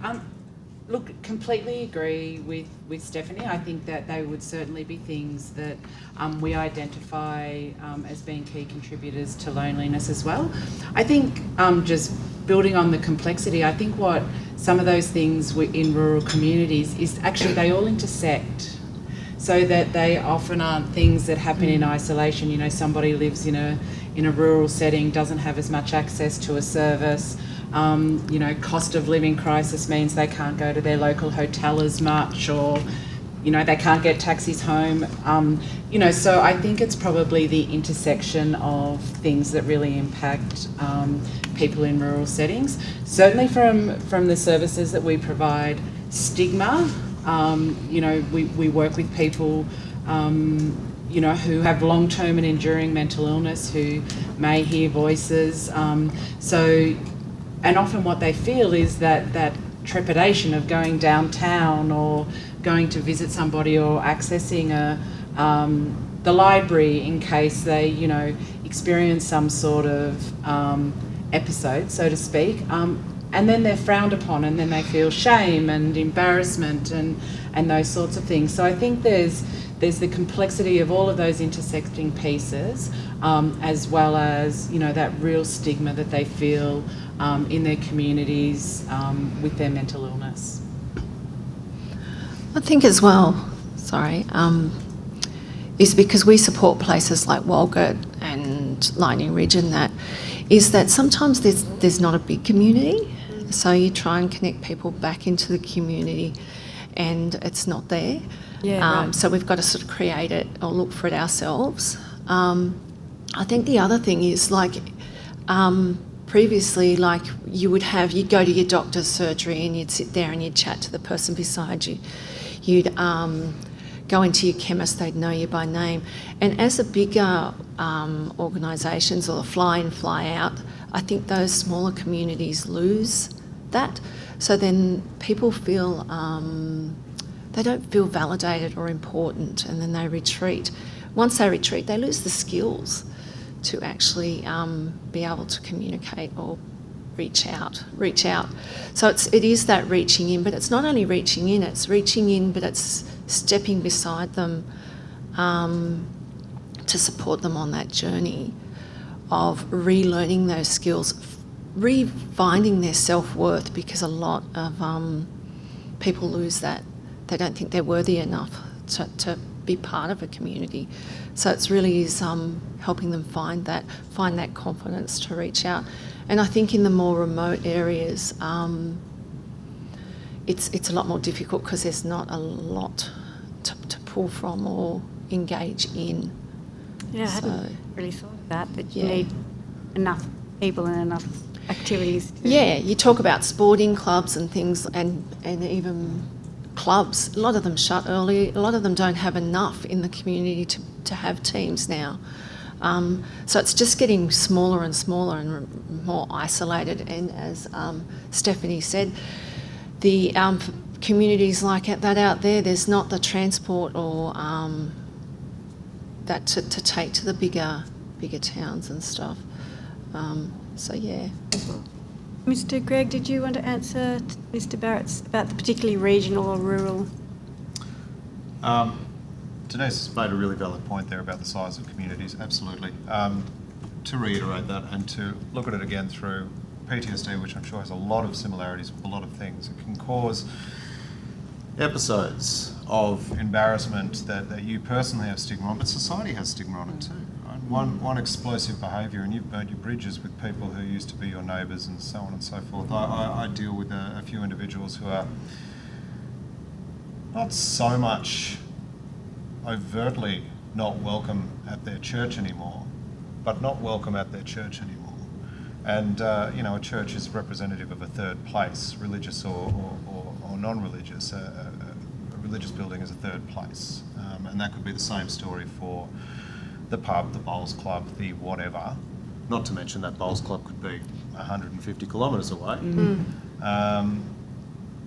But you can find yourselves in positions where you've burnt these bridges, either in your own head through catastrophising, or whether in reality. Or those people, due to your... I mean, especially when we're talking about, I don't want to name him, but this character of man that we're talking about, that I believe I belong to that group. Depression often embodies itself as anger, outward anger, right? We don't feel sad, we feel angry, and we aim that at someone, and we lose sort of track of reality, and we fire off at someone, and now it's their fault. I don't want to go to that place because he's the chair, or I don't want to engage there because that's his seat at the bar. I think it's an odd one, right? The lack of anonymity can create further loneliness. And that is something, personally, I love the lack of anonymity, I love the accountability. Accountability works both ways, and I love it in a small community, but it can work incredibly detrimentally where you are known, where your grandfather was known. Yeah. We've got a couple more minutes because we were a little late to start, so I just wanted to check in with Mr. Now. Thanks, Chair. Just quick one from me, but just with respect to that reciprocal relationship between loneliness and mental health outcomes, do you think if loneliness reduction were better embedded in public health frameworks, compensation frameworks and responses, that would be a path to better outcomes on both fronts? So that government's be doing a better job with respect to that?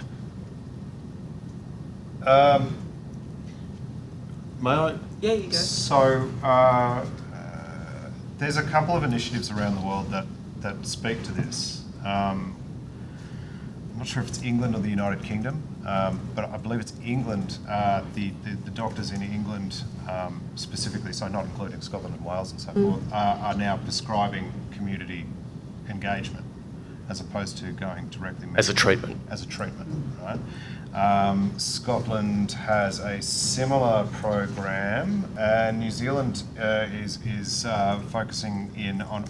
They're doing a medical approach on using far now centred approaches. Far now is their sort of word for what we would call something between a family and a clan, right? So they're engaging the community in bringing someone back into them. So there are lots of approaches that we can draw from overseas that have made alterations. None of them are older than about 2015, which is a shame, so there's not a huge amount of information we can draw on, but there is data there.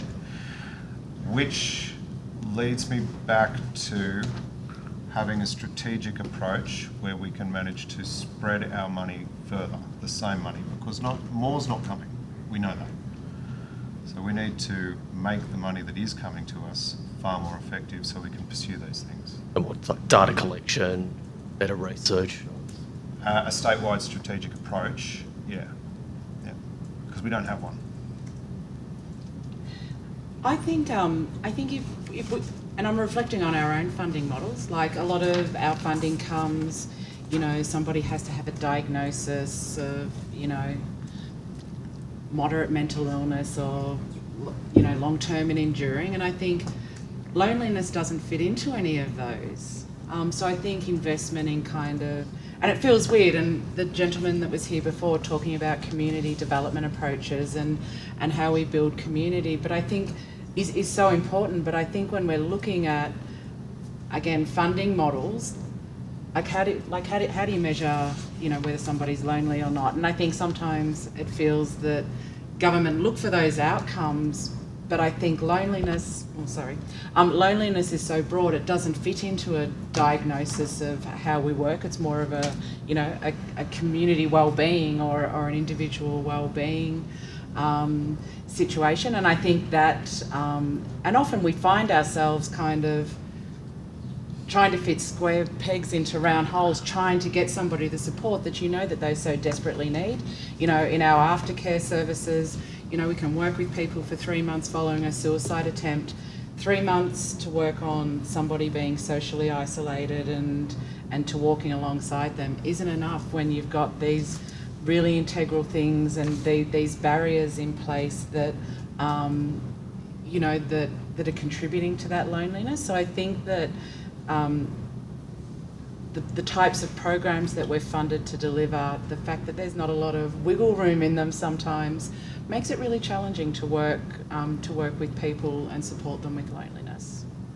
Thank you. Unfortunately, we have come to the end of the session. I would like to say thank you for your submissions and for your willingness to be here and for the evidence you've just given. We do very much appreciate that, but also the work that you do in the community, particularly in rural and regional areas. We thank you very much for that as well. Thanks so much. Thank you. Thank you.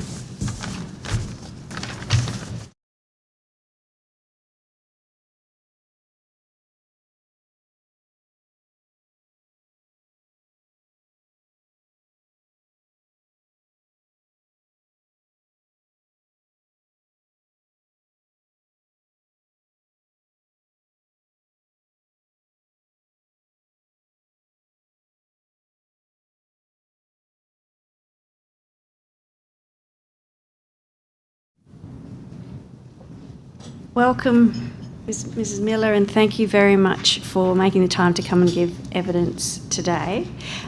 Could I ask that we start by getting you to state your name and position and then to swear either an oath or an affirmation? Yes. My name's Helen Miller. I'm the General Manager for In-Home Supports and Clinical Lead for Live Better Community Services. Thank you. Could you swear either an oath or an affirmation? I swear that the evidence now about to be given by me shall be the truth, the whole truth, and nothing but the truth, so help me God. Thank you. And did you have a short statement that you wanted to start with? Just maybe as the only, yes, just a short statement would be just to discuss what Live Better does and the number of customers that we service across rural regional New South Wales. Right. So we provide community supports to approximately 1,200 aged care customers and around 500 NDIS customers.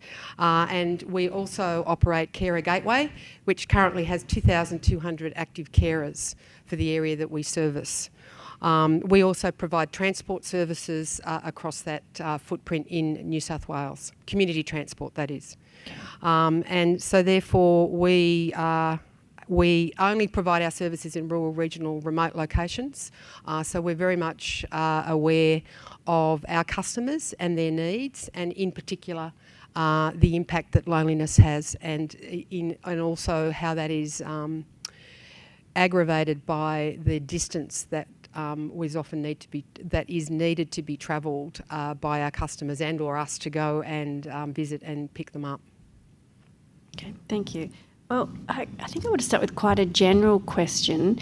Obviously, we're out here in Orange to get a perspective on rural and regional experiences of loneliness and isolation, and you've just said you have identified that and can identify that in your clients. I wonder if you can, even if it's quite anecdotal, but if you can help us understand what that looks like for the people that your organisation works with. What does loneliness and isolation look like for them? And then perhaps what your organisation attempts to do to alleviate that.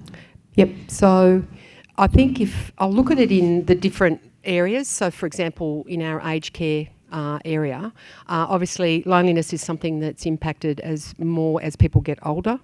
And the things that we observe very much in that space are that seasonal has a significant impact. Christmas time, for example, if they are disconnected or not as connected with family, it can bring back many memories or perhaps of better times. So it can be more exacerbated over that period. The other thing is that obviously being in Orange, if we just speak about Orange, the winters can be quite cold here, and that I believe has a significant impact, particularly if we have customers who feel that they're unable to pay for electricity. They may turn their heating off for considerable parts of the day and end up in bed, which just enhances their isolation and their feelings of loneliness. Mm-hmm. But some of the contributing factors that we see very much that contribute to an individual's loneliness are things like, obviously, if they are socially isolated, particularly if they live outside of town, or they live outside of small rural communities across our footprint. If they have, 20, 25 minutes, half an hour or more to travel into a community setting, and they're impacted by their health issues, or they're impacted by particularly mobility, so their ability to be independent has been compromised quite considerably. That will then increase their isolation and therefore their loneliness. It's something that we see quite a bit of. Interestingly, in our disability space, we do see loneliness as well, and it's sometimes to do with the travel and the distance to get to community settings, but often for them it is around that they are embarrassed or they don't feel comfortable about being in a social setting. They're unsure about where the bathroom might be, they're unsure about a whole variety of things. And if they don't have someone with them to support them, they will withdraw from any community connections that they might have. The one thing that I can say anecdotally across the board is that if you speak, which is what we do, we speak to our customers, and they inevitably will make the comment that they want to be more connected with their communities, particularly if they've been in that area for a long time. They might live on a property. They do have an established community connection that they've had for considerable periods of time. And if for some reason they're unable to connect, whether that be for health issues, mobility, or mental health, or any other kind of issue that will limit their ability to connect with community, they will feel the loneliness more, but it's certainly something that they will speak about, that they want to feel more connected to their communities. Okay. So you've identified distance as being one of the issues, but also sort of self-censoring around what they think is socially acceptable to say or to ask for. Yes, and particularly those of our customers with a disability who are ageing. We are starting to see in our disability customers they're ageing. So then obviously with ageing there is a known increase of feeling of anxiousness, and often feelings of loneliness can be quite apparent and strong as people get older. And if you combine that with a person with a disability who perhaps is not as comfortable to be in any community setting, then you do have quite an increased level of isolation. It's certainly something that we see quite a bit of. And we've heard yesterday and today from community neighbourhood centres, and today we heard from regional ones. Your organisation sort of particularly helps people quite practically to get places and do things. How much do you know, or how much are you aware of, or how difficult is it to find out what types of services or activities or things, and how do you make connections, or do you make connections for the people that you work with? Do you find out what's going on and suggest things, or how is it that they might find out where to get connection?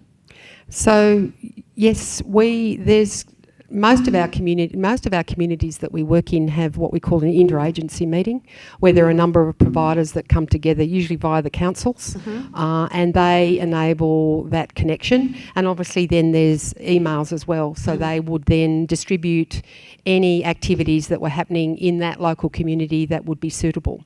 From an organisation such as Live Better, what we would do is we would share that information with our coordinators, those that are in direct contact with our customers, to enable them to provide that information to them and link people into the appropriate services. That's very much what we do. We assess all of our customers on their needs, which include social needs, which include how they want to be connected to their community, and we then look at ways and work with them to enable them to connect. So I know a little bit about NDIS plans, and part of an NDIS plan is what do you need to enable that social connection. But you service, I'm just looking here at you, and you listed a range of different cohorts. We do. With different, I guess, funding aspects.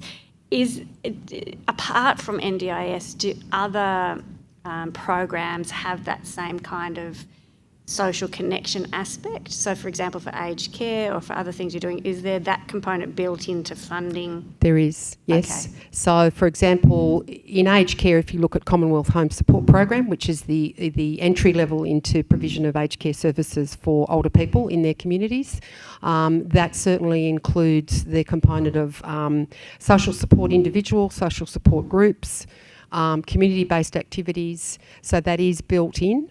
As is the transport. Unfortunately, though, for many of those services, and this is from a provider perspective, is that the cost or the allocation of funds that we get to provide that service in aged care does not cover the cost of delivery of that service.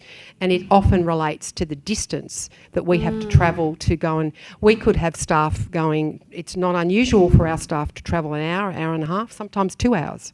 To go and see a customer and potentially pick them up.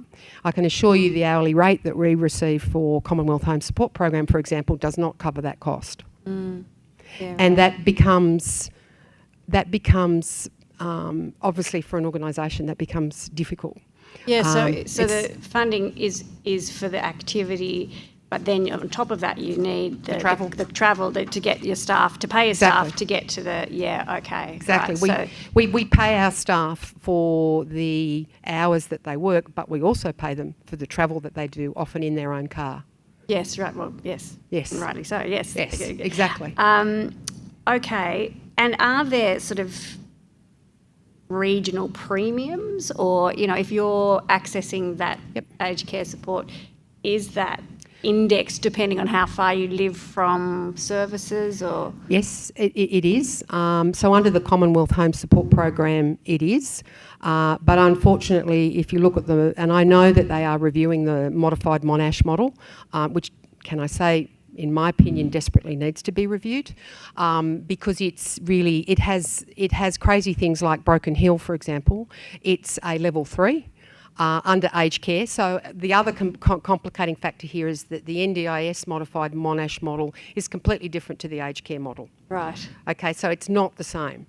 So, for example, if we have an NDIS customer in Broken Hill, they receive we receive an additional allowance for the remote location and to enable us to provide that service, which can be quite significant and helpful for the challenges that you have in getting workforce and paying people to go and provide those services.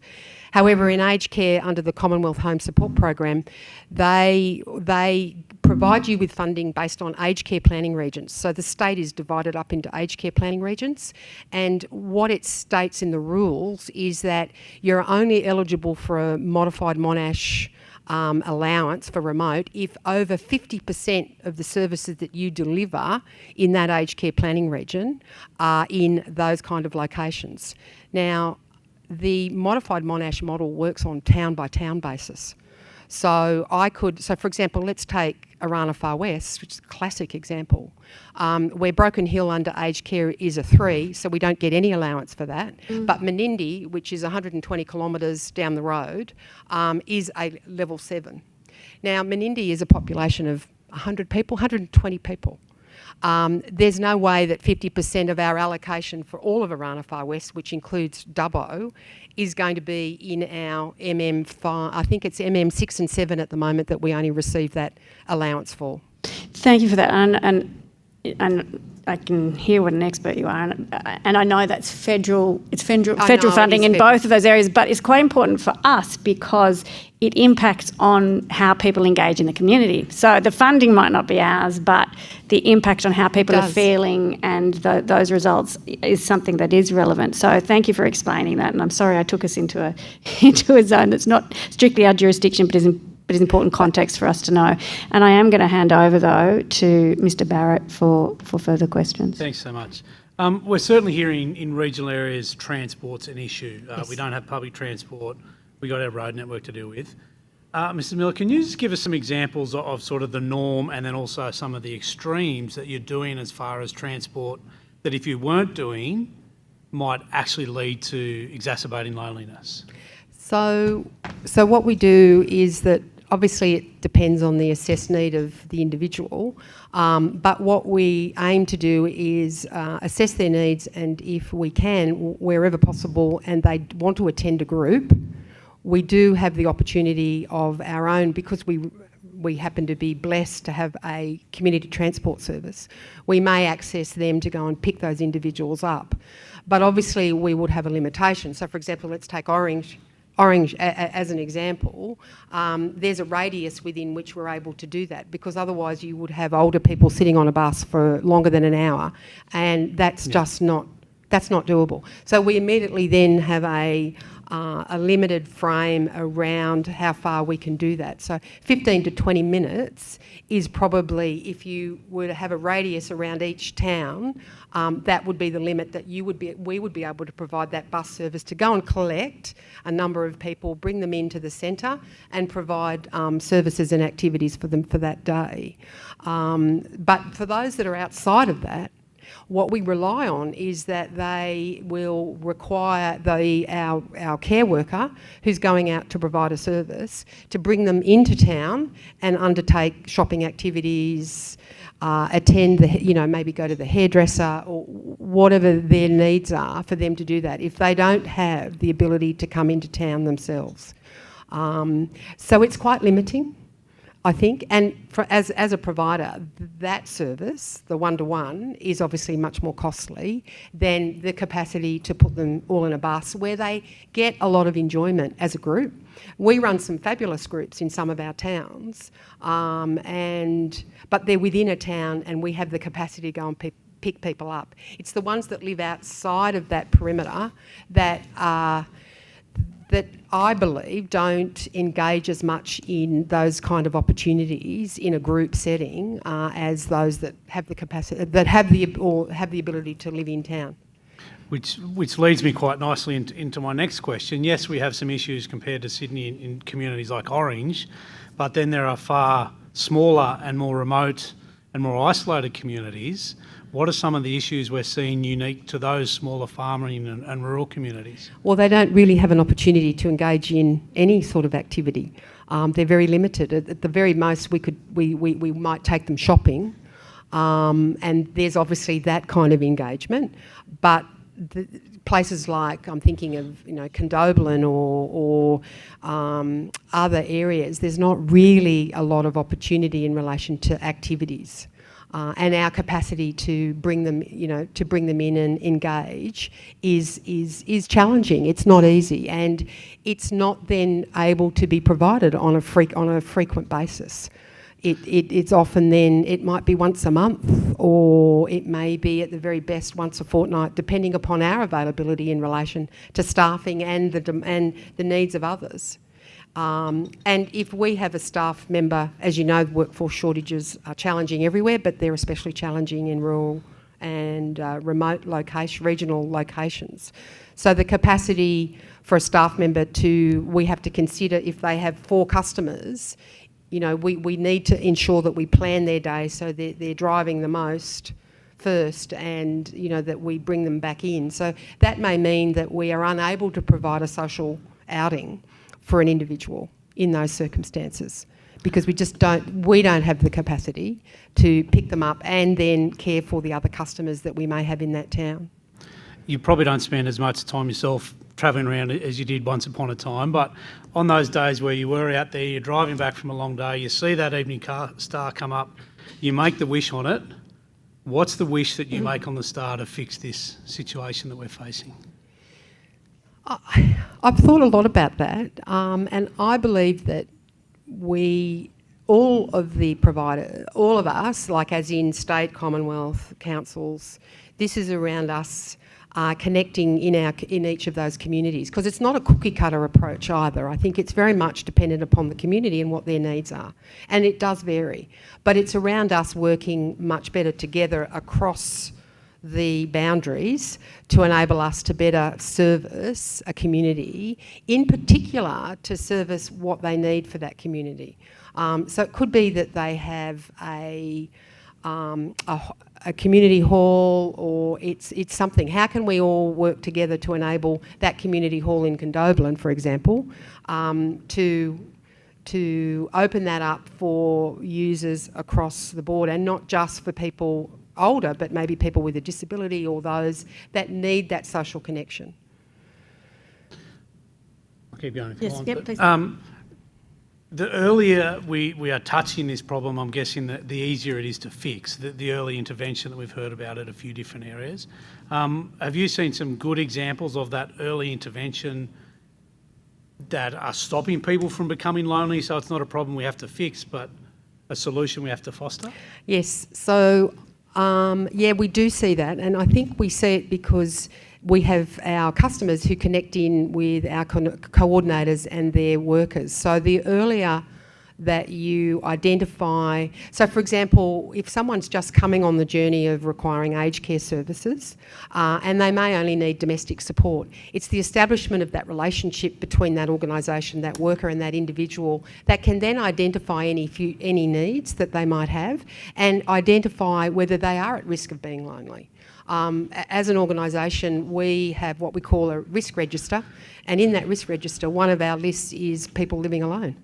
And so that we as an organisation can better monitor those and check in with the workers to ensure that the needs of that particular customer are being met. Or what is it that we can do? What opportunities are there that we can better engage? And sometimes it is about engaging wherever possible with families. Sometimes you are lucky and a family member may live locally. They may be able to support that individual for coming into a group if you're unable to go out. It is around that planning and understanding. But for me, it's around you need to do that initial assessment and you need to understand the needs of that customer and you need to identify where they are at risk and then put something in place or plan with them to enable them to better connect with their communities. It's about understanding what the customer needs and then investigating how best to engage with them. What opportunities are there? I know, for example, just came to mind in Condobolin, I know there's a fabulous men's shed. So if we identified that we had a customer in Condobolin that was looking for that, we would find ways of connecting in with the men's shed. And it could very well be that they may volunteer to go and pick that customer up and take them in.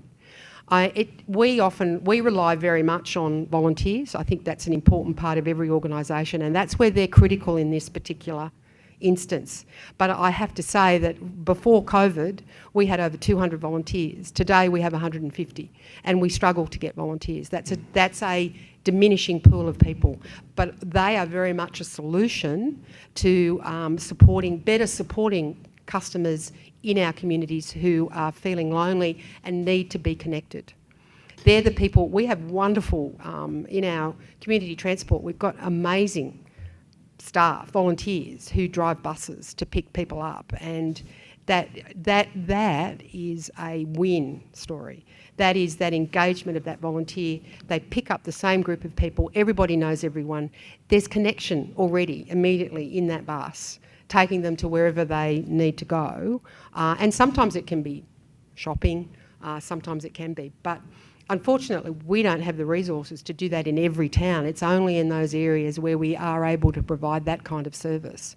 But to me, that's the win what works. That kind of thing is fabulous. We run a senior centre in Broken Hill for older people, and the same group of women have been attending that for well over 10 years. And that is a close-knit group. But what I can tell you is that I'm sure it enhances their life expectancy. It enhances and reduces their risk of health issues because they are connected. And it's those kind of, they're the kind of things that just are really positive and they really work well for those people who are at risk of being lonely. But unfortunately, given the tyranny of distance, it's not possible for us to do that to every single person. So there are people that miss out. So given what you were just saying there, the more opportunities, if we invest in creating those more opportunities, the dividends might come out in other areas, health. You just talked about the absolutely. life expectancy and their health. So investing in those opportunities for social connectedness, the Seniors Club, the Bridge Club, pay dividends in other areas. Oh, absolutely. Look, there's plenty of research that will show you the connection between loneliness, social isolation and people's health, cardiovascular disease, mobility issues, even the beginning of cognitive decline. That lack of social interaction will contribute to all of those things. There's absolutely no doubt about it. And from a disability perspective, if I can speak on that as well, we're part of Ability First Australia, and they recently undertook a study looking at participants who engage in groups.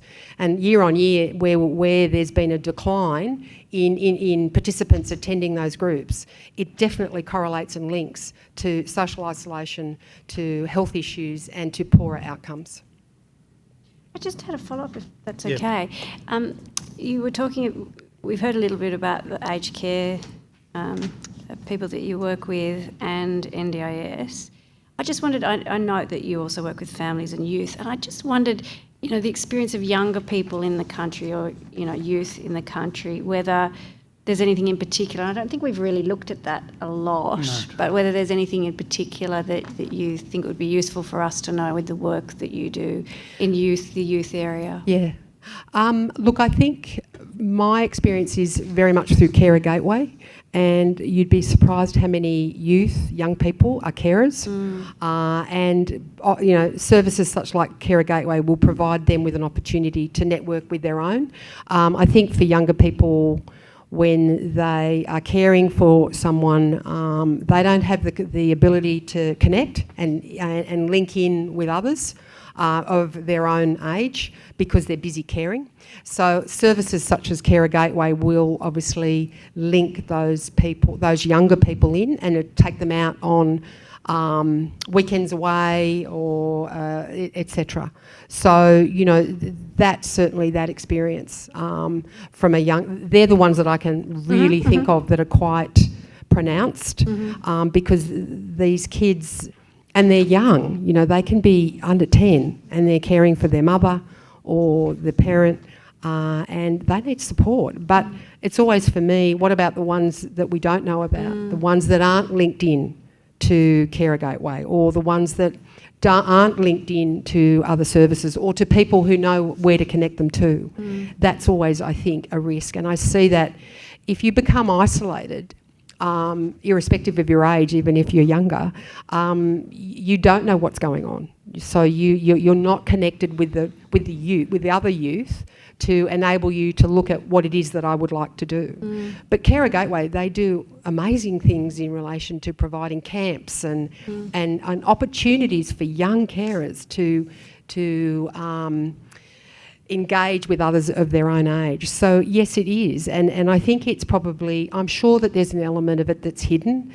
All those young people who are caring for someone that none of us know about, that don't have that access, who are isolated in local communities and don't have, maybe struggle even to get to school, let alone to engage in the broader community with their own. So yeah, we do see it.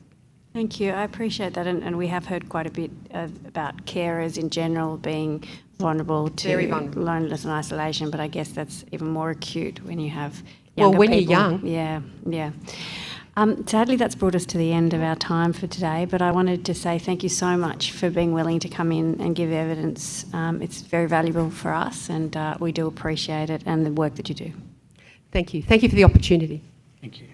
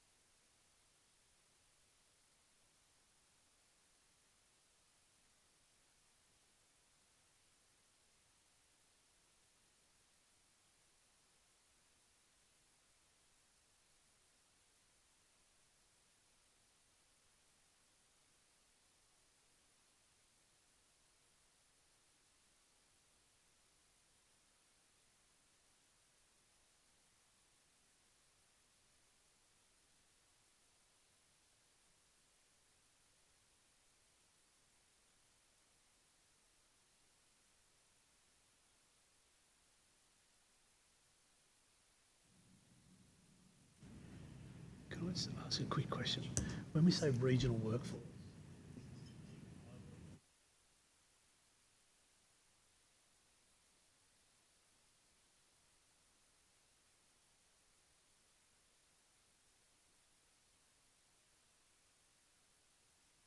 so let's begin. Welcome and thank you very much for making the time to give evidence. We're just going to start by asking you to state your name and title and swear either an oath or an affirmation.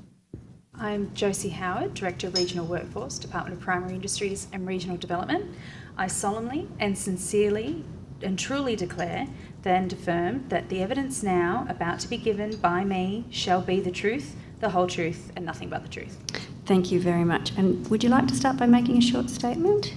Or are you happy just to go into questions? I'm happy just to go into questions. Okay, well, we might start with our question that we whispered earlier, which is, could you explain a little bit about your position and what you do? Yep, sure. So my position looks after a section of critical and essential workforces across regional New South Wales that have been identified. So one of the programs I think that will likely be the most relevant to you today will be the Essential Worker Attraction Program, which is supporting essential workers to relocate to regional New South Wales.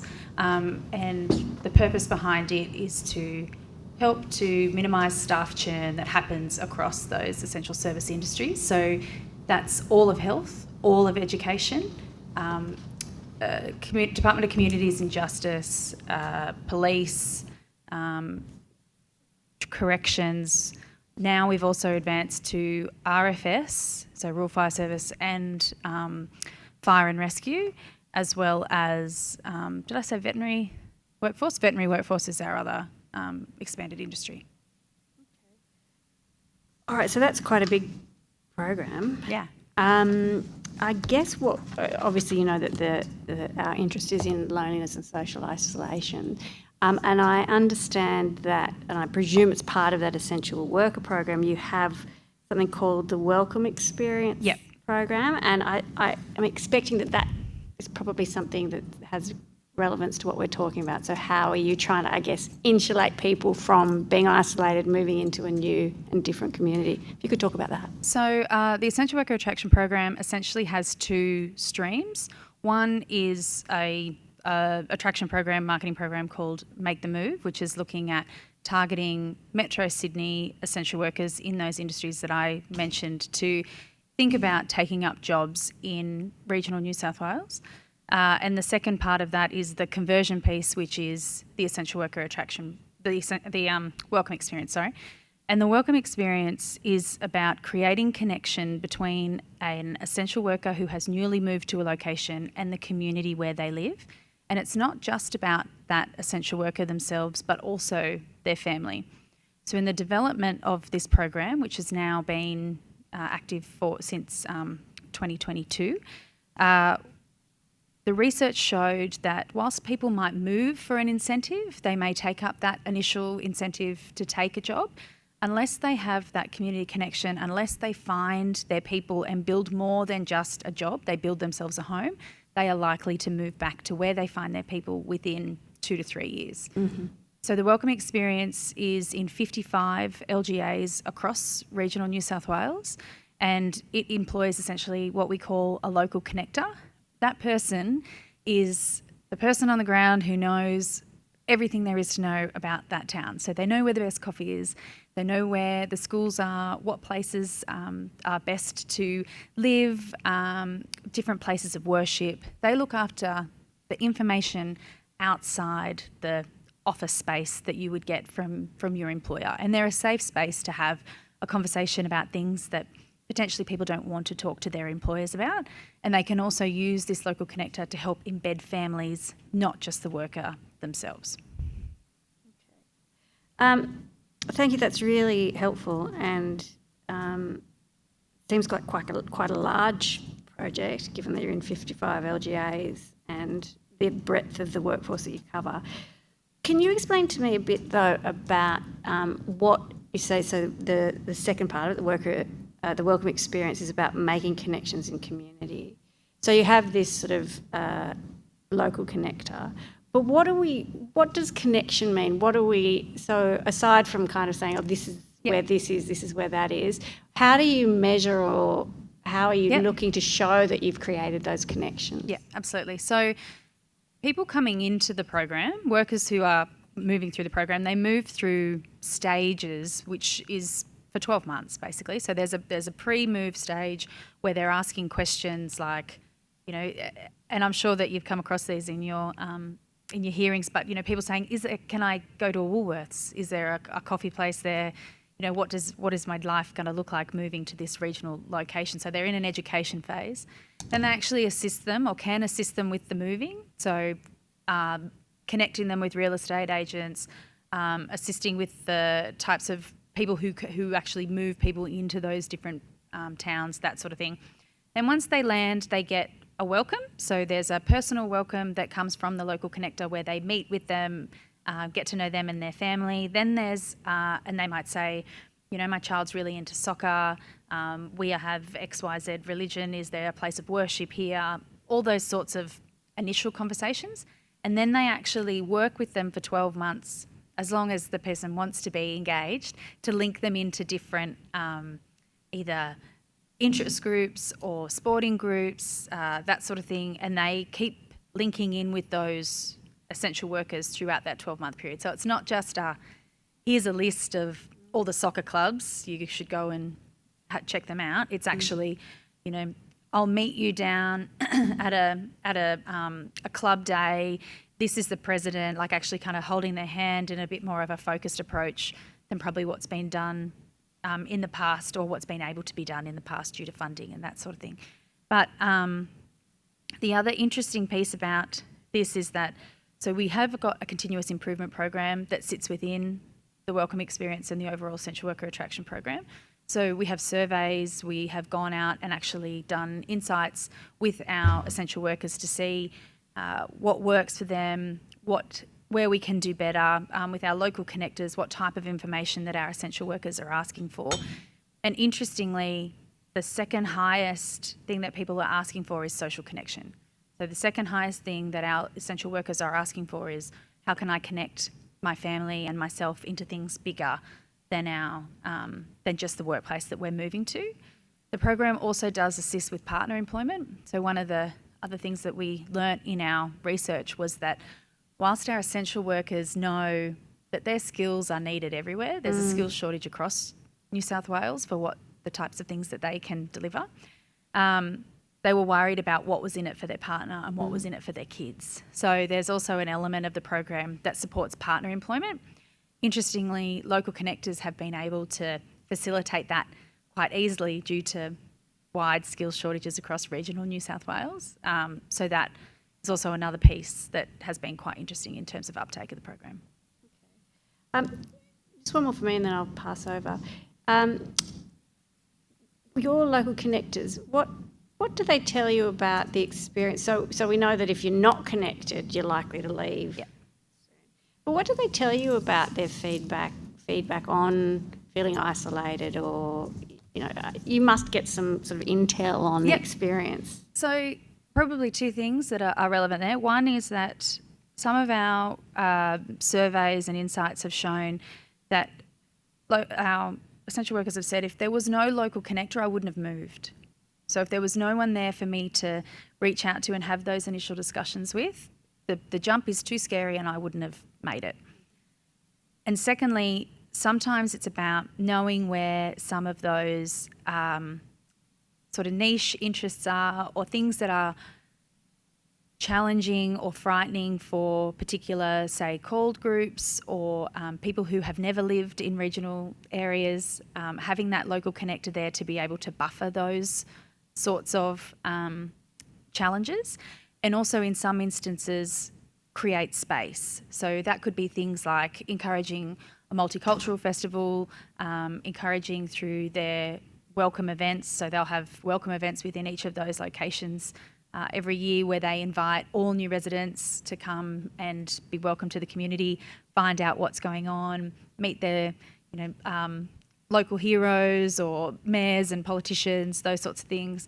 And those pieces of connection have been really important for people to be able to find their space within community. Thank you. Mr. Barrett? Thank you so very much. The welcome events you were just talking about then, are they run by the local connectors with the essential workers they've got to that area? Yeah, so we've got 15 host agencies that look after 55 LGAs across the regions, and those host agencies then host those welcome events that they deliver in whatever way is best for their community. So do you have local connectors in each of those 55 LGAs? We have them represented in each of those 55 LGAs, but we have 33 local connectors. Okay. The experiences people are looking for when they move to regional areas, when they're going to, are they looking to replicate the connections and experience they had in the metro areas? Are they looking for or expecting different experiences in regional communities? Interestingly, when we did the research for the Make the Move campaign, so that conversion piece to the welcome experience, as I mentioned, people were saying, my job is pretty much going to be the same wherever I go. So what they were really interested in is the lifestyle. What's the benefits of the lifestyle? What's in it for me? What's in it for my kids? So some of the, I guess, pain points that came out through that research were things like, traffic, not being able to attend kids' training, more stress in terms of logistics, that sort of thing. So they're looking for, there's challenges around the perceived level of service that are available. So things like, is there a Woolies? Can I get a coffee? But in terms of the way they want to live lifestyle, the research that we did shows that they want a more relaxed, kind of family-focused or social-focused lifestyle. Are they wanting to, I've lived in some regional communities and it sort of breaks down to people that want to be back where they came from and still maintain those connections, and people that go, I live here, I'm going to make the most of it. The people I'm guessing are going through these programs are more likely to be the latter in that? Yeah, yep. And what I will say is this is not this is a volunteer program. So people are signed up either themselves, they go through the website and sign themselves up. They've seen the marketing or they've seen it on the recruitment packs that they get from their employer, that sort of thing. If they don't want to participate in the program, they don't need to. In saying that, our inquiries are well over 2,000 and we've had over around 950 people that have moved through the program since it's been established. So, sorry, can I keep playing with some numbers? You talk about people are signed up for a 12-month period or as long as they want. Yeah. How many are currently actively engaged in this? I can get you the numbers. Take that on notice? Yeah, I can take that on notice and I can get you those numbers. But in terms of people that have moved, we're about, as at the beginning of this week, I thought you might be interested in some numbers. 950 workers have relocated from the beginning of this week.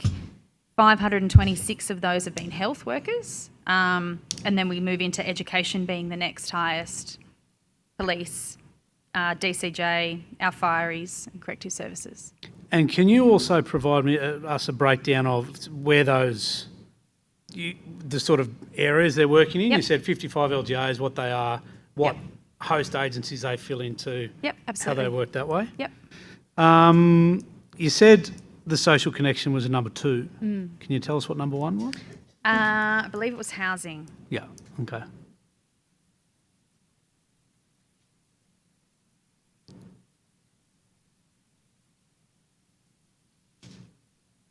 Yeah, I'll take that on notice and confirm, but I believe it was housing. And how smaller communities are you reaching out into?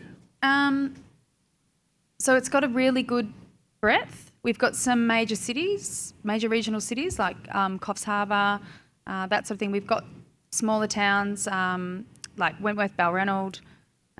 Broken Hill is a really high performer in the welcome experience. They have a lot of contracts that go through Broken Hill, so they're very active in terms of welcoming their people and trying to connect them into community while they're there, with the hope that they either stay or come back, but they have been very successful in the program.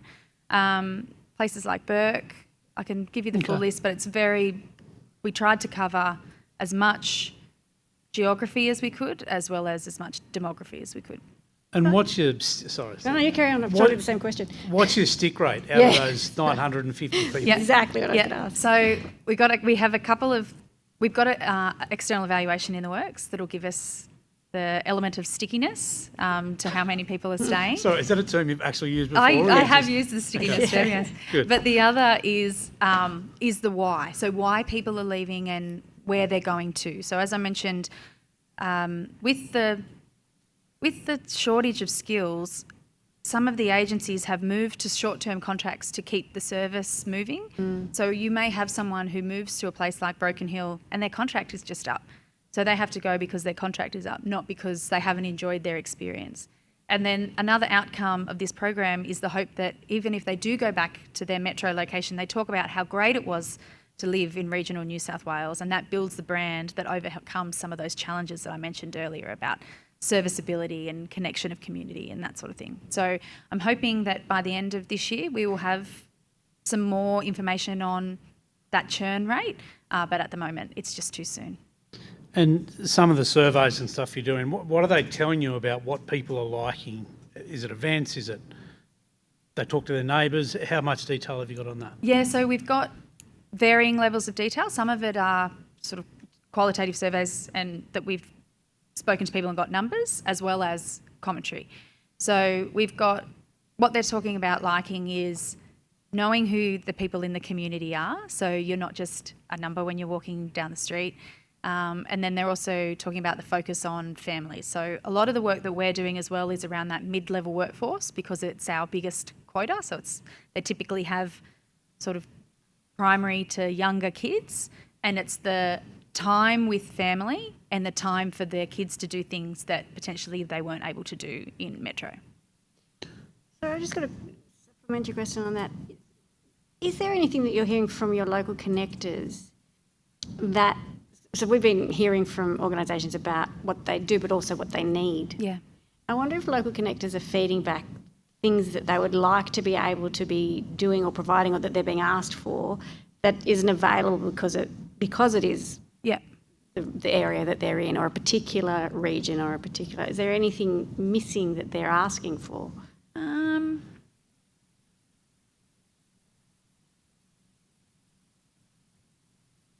Not that springs to mind. I can take that on notice and go back through some of our research and see what's come back. But typically, our local connectors they're positively geared. They're the biggest smile in the community when they work in. Like that's been the reason why they're so good at being in that role. And a lot of the things that they are asking for is support and continuation and that sort of thing, as opposed to additional services within community. Some of our more isolated areas did ask for extra funding for things like events because they don't exist. So there's no community group to drive it. They need to be the ones that pick it up and run with the ideas. So there's certainly that element, the more isolated or smaller the community. But in terms of a primary... No, that's interesting. That events example I think is interesting because of what we heard before. So, I'm just wondering whether or not some of the elements of the program could form the genesis of targeted interventions by government in rural communities more broadly beyond essential workers. Is the government, I suppose, in assessing the success of the program, is it applying? Is it looking at that through the lens of maybe applying some elements of the program beyond essential workers in rural communities, or there's just no answer to that at the moment? I don't have an answer to it at the moment. This program is a funded program focused on those industries through till June 30, 2026. So we'll go through an evaluation process. As I said, we're doing some now, we'll do it again, and we'll provide options to government for them to consider. Would there be merit in, I suppose, looking at elements of the program to tackling loneliness more broadly? I think one of the outcomes of the program that we've seen early on is that it's got great benefit for agencies in terms of they deliver the platform of community, those agencies that we target. They are the services that every community needs in order to be healthy and function well and create a positively geared society. And then it also has benefits for the community itself as it takes these people in and they grow and they get benefit from a rising population regardless of whether the person is a fiery or a police officer or where they sit. So I certainly think there's global outcomes that we will see from the evaluation, but what happens with those is beyond me. Just given the breadth of the local government areas that the program covers, it just strikes me to be a shame to not leverage, the success from elements of the program beyond essential workers if there's the scope to do it. Yeah.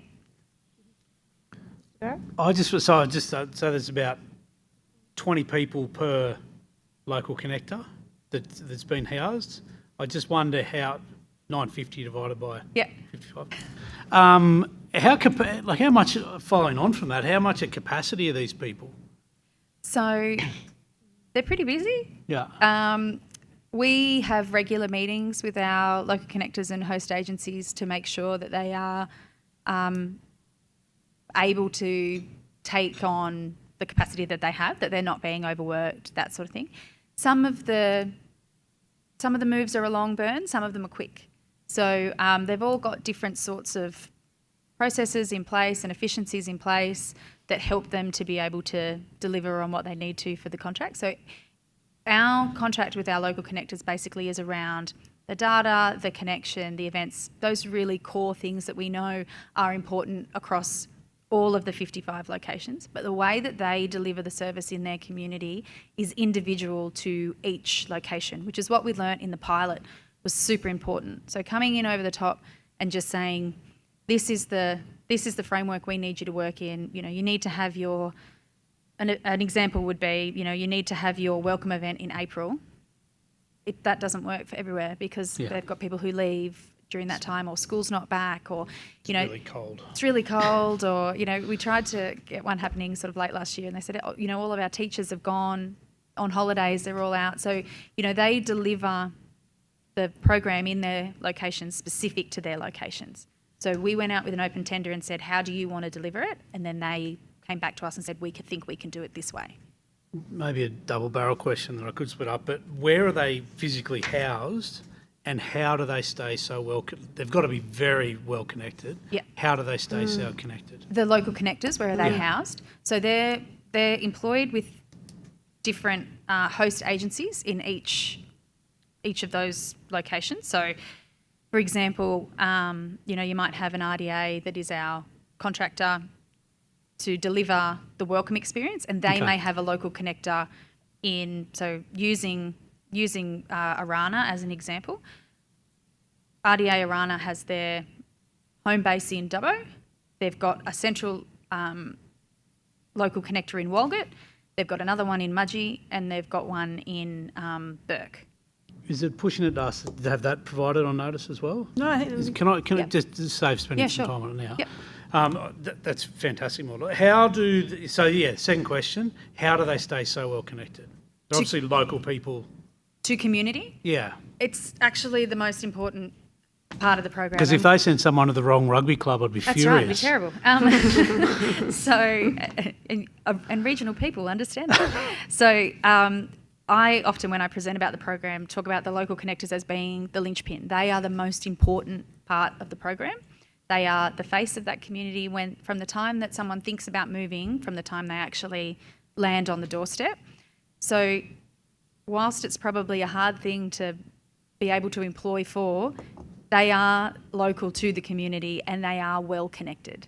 So in terms of them, and then the role itself actually keeps them connected because it's about pushing them out into community and bringing people into the experience themselves. So absolutely, it's one of the most important things.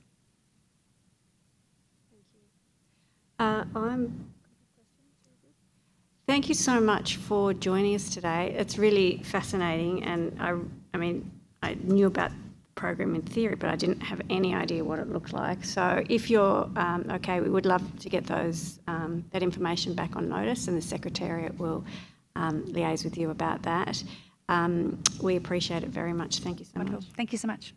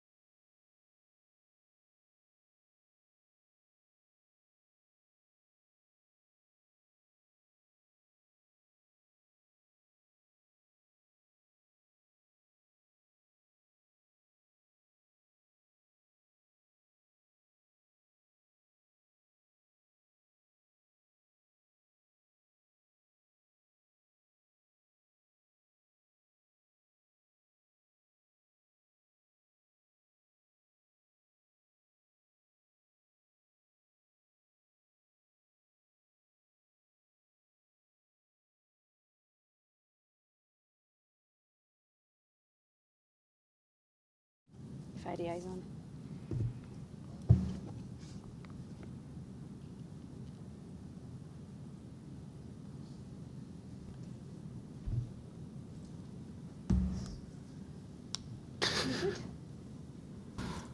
Welcome. Can you hear us? Yes, we can hear you. Excellent. Yes. Can you see us and hear us? Yes. Yes. Welcome and thank you very much for taking the time to give evidence and also for the submissions from both of your councils. Could we start by getting you to state your name and position title and swear either an oath or an affirmation? If I could start with Ms. Barone. Thank you.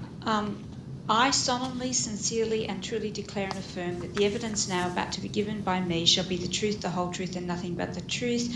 My name is Monica Baroni. I'm the CEO at the City of Sydney. Thank you so much, Ms. Baroni. Ms. Caruth and Ms. Lindberg.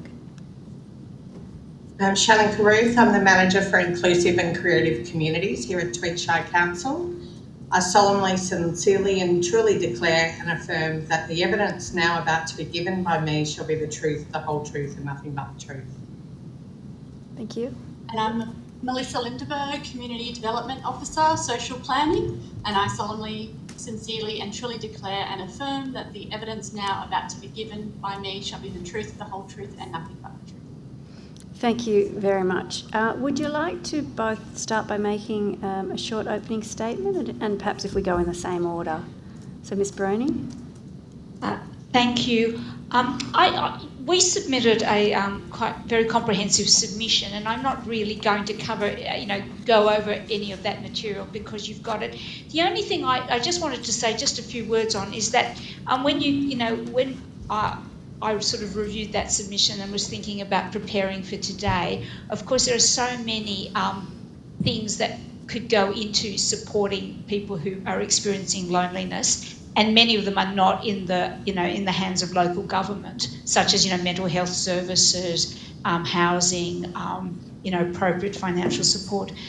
But of course, as our submission quite comprehensively points out, this is one area where local government can play a really significant role because we are the custodians of a great deal of community infrastructure that provides both physical infrastructure and social infrastructure in the form of staff at libraries and community centres and recreation centres that are able to create those opportunities for people to come together. And so I think it's such an important role that local government already plays and, that already makes a fabulous contribution. Of course, this is a great opportunity to amplify that, to express, demonstrate and the role that can play in alleviating loneliness in our community. And I think we would, really genuinely welcome the opportunity to work closely with other levels of government to use those resources to really get the very best for our communities. Thank you, Chair. Thank you very much. And if I could go to Tweed, you have an opening statement? Yes, thank you for the opportunity to provide evidence. We'll also take our submission as read, but there's 5 key points really we would like to just highlight. First of all is a local context here in the Tweed. We've faced compounding challenges both from COVID-19 and the border closures, the catastrophic floods in 2022 and an ongoing housing crisis. Tweed is one of top 3 LGAs in New South Wales most affected by homelessness after City of Sydney and Byron, and also has some of the highest suicide rates in regional New South Wales. So we recommend particularly funding from the state government and looking at realigning grant funding to support long-term prevention models focused on building strong networks within communities, service providers and the government. And really, our local services are reporting that short-term funding cycles are creating uncertainty in the community. They disrupt their program continuity and reduce collaboration because of the competition for funds. Secondly, it's the sector collaboration. We really advocate for more collaboration between state government, local councils and the service sector, and believe that's really vital. And projects like Northern Rivers Zero and Tweed Zero are aiming to end rough sleeping and collective impact approaches working in the homelessness space that we think similar frameworks could be used to address and tackle loneliness. Thirdly, really looking at state government action, particularly around transport in regional areas, in particular the opportunity transport has for strengthening social connections, particularly in regional areas. And we encourage Transport for New South Wales to deliver on Objective 5 of the Tweed Regional City Action Plan to develop a connected transport network. And finally, taxation reform. So there's an untapped opportunity to reduce homelessness and address housing shortages. And Council, and in particular our General Manager, Troy Green, has advocated since 2015 for taxation reforms that are aimed to incentivise the use of underutilised rooms in existing housing. And that low-risk tax reform would have minimal impact on government revenue, but the full details are in our submission. We recognise that reducing loneliness requires sustained funding, strong partnerships, better transport and supportive housing policies. And it's only by working together at multiple levels of government and the service sector that we're going to be able to tackle loneliness. So thank you for the opportunity. Thank you very much for that. We appreciate it. And I wonder if I could begin with a question regarding the City of Sydney submission. In your submission, it talks about a connected city where people feel welcome and have a sense of belonging. And I wonder if you could talk a bit about what that means in practice. What are the features of a connected city?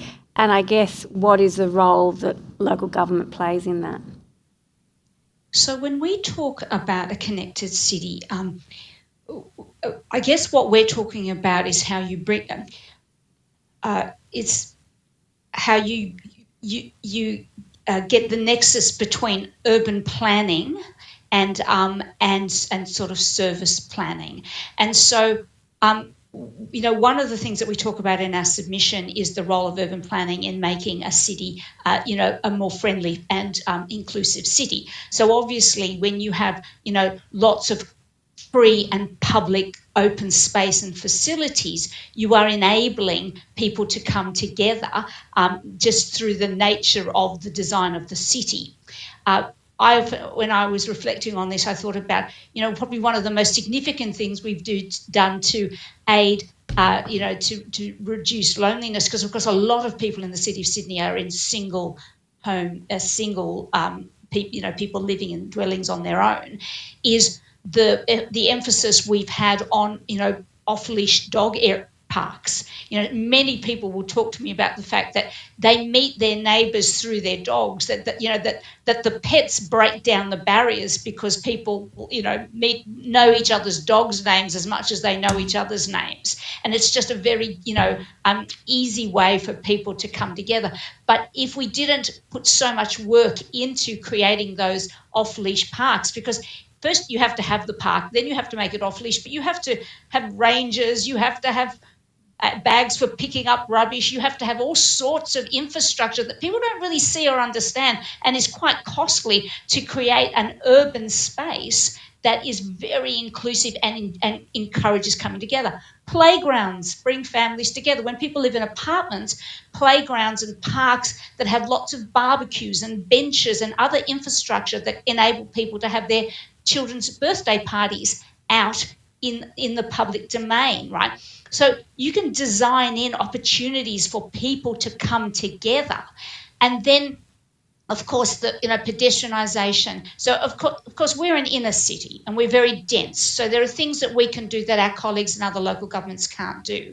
But we can certainly create, a physically connected city where people can easily walk because there's good footpaths, or easily cycle, and there's lots of lighting and safety is designed into those pathways, so that again people can feel comfortable to leave their homes and go to the infrastructure that provides support.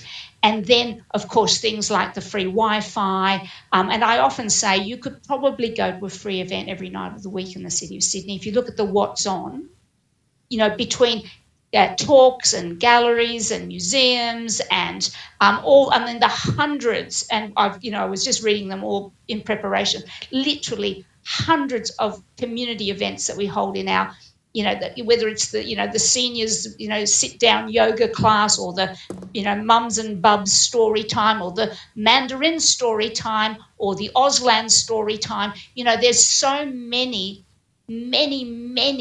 little events that bring people out, but the underlying design, there's thought that's gone into where these things are placed and how they are physically connected to contribute, and the amenity that they have to contribute to that then social connection.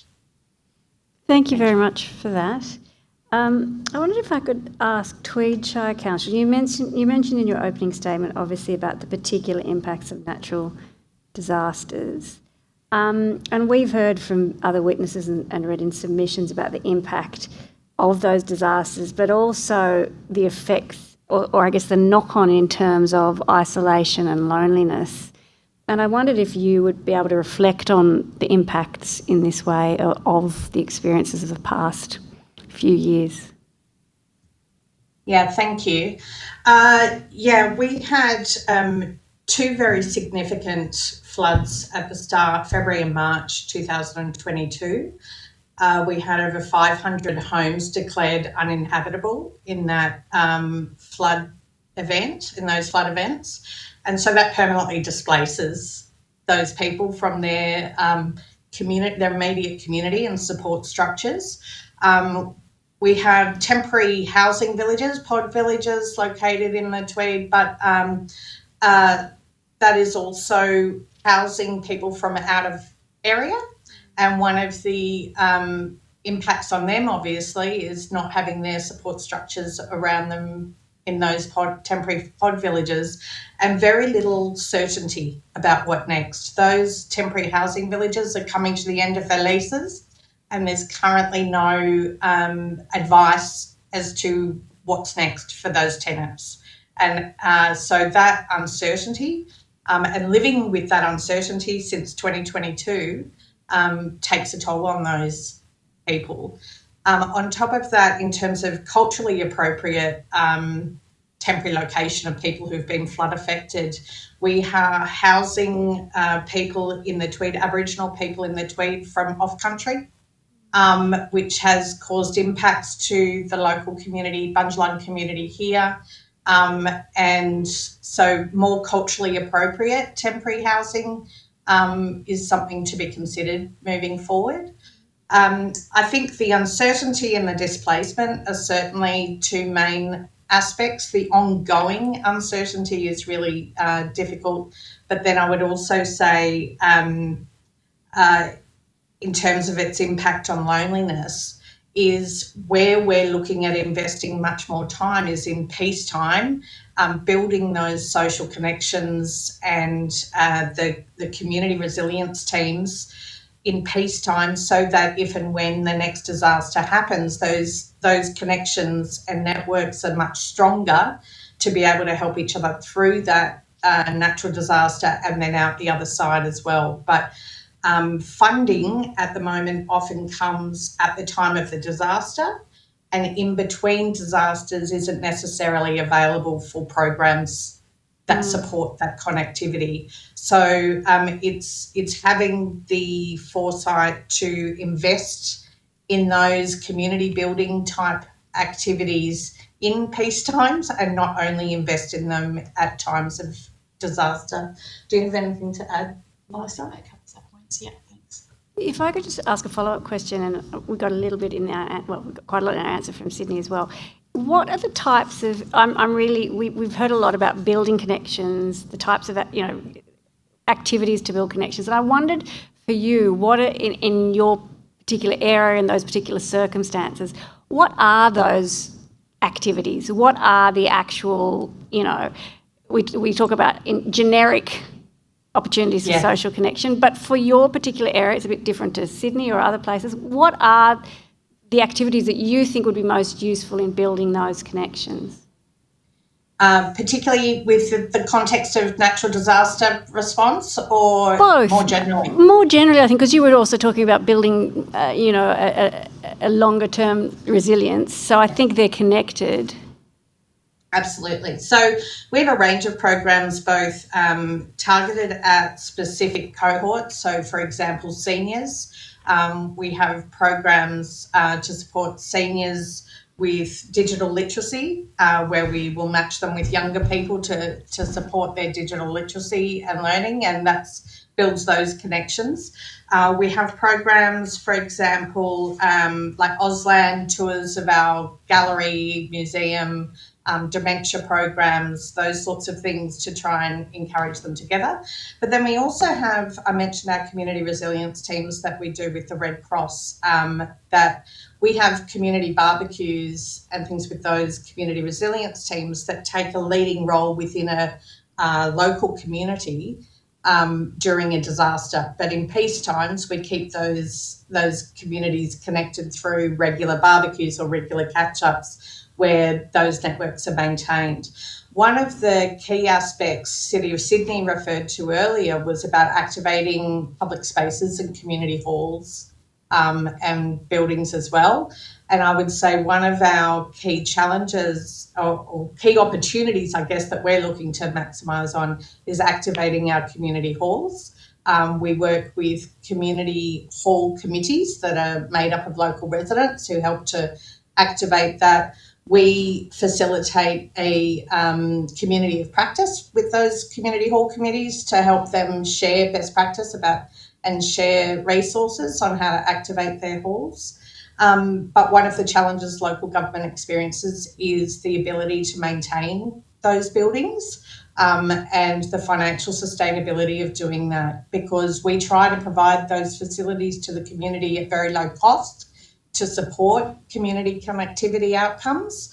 But that means that there's huge impost on local government budgets to keep those community facilities at an appropriate condition to be able to be used by the community. And that's an ongoing challenge for local government.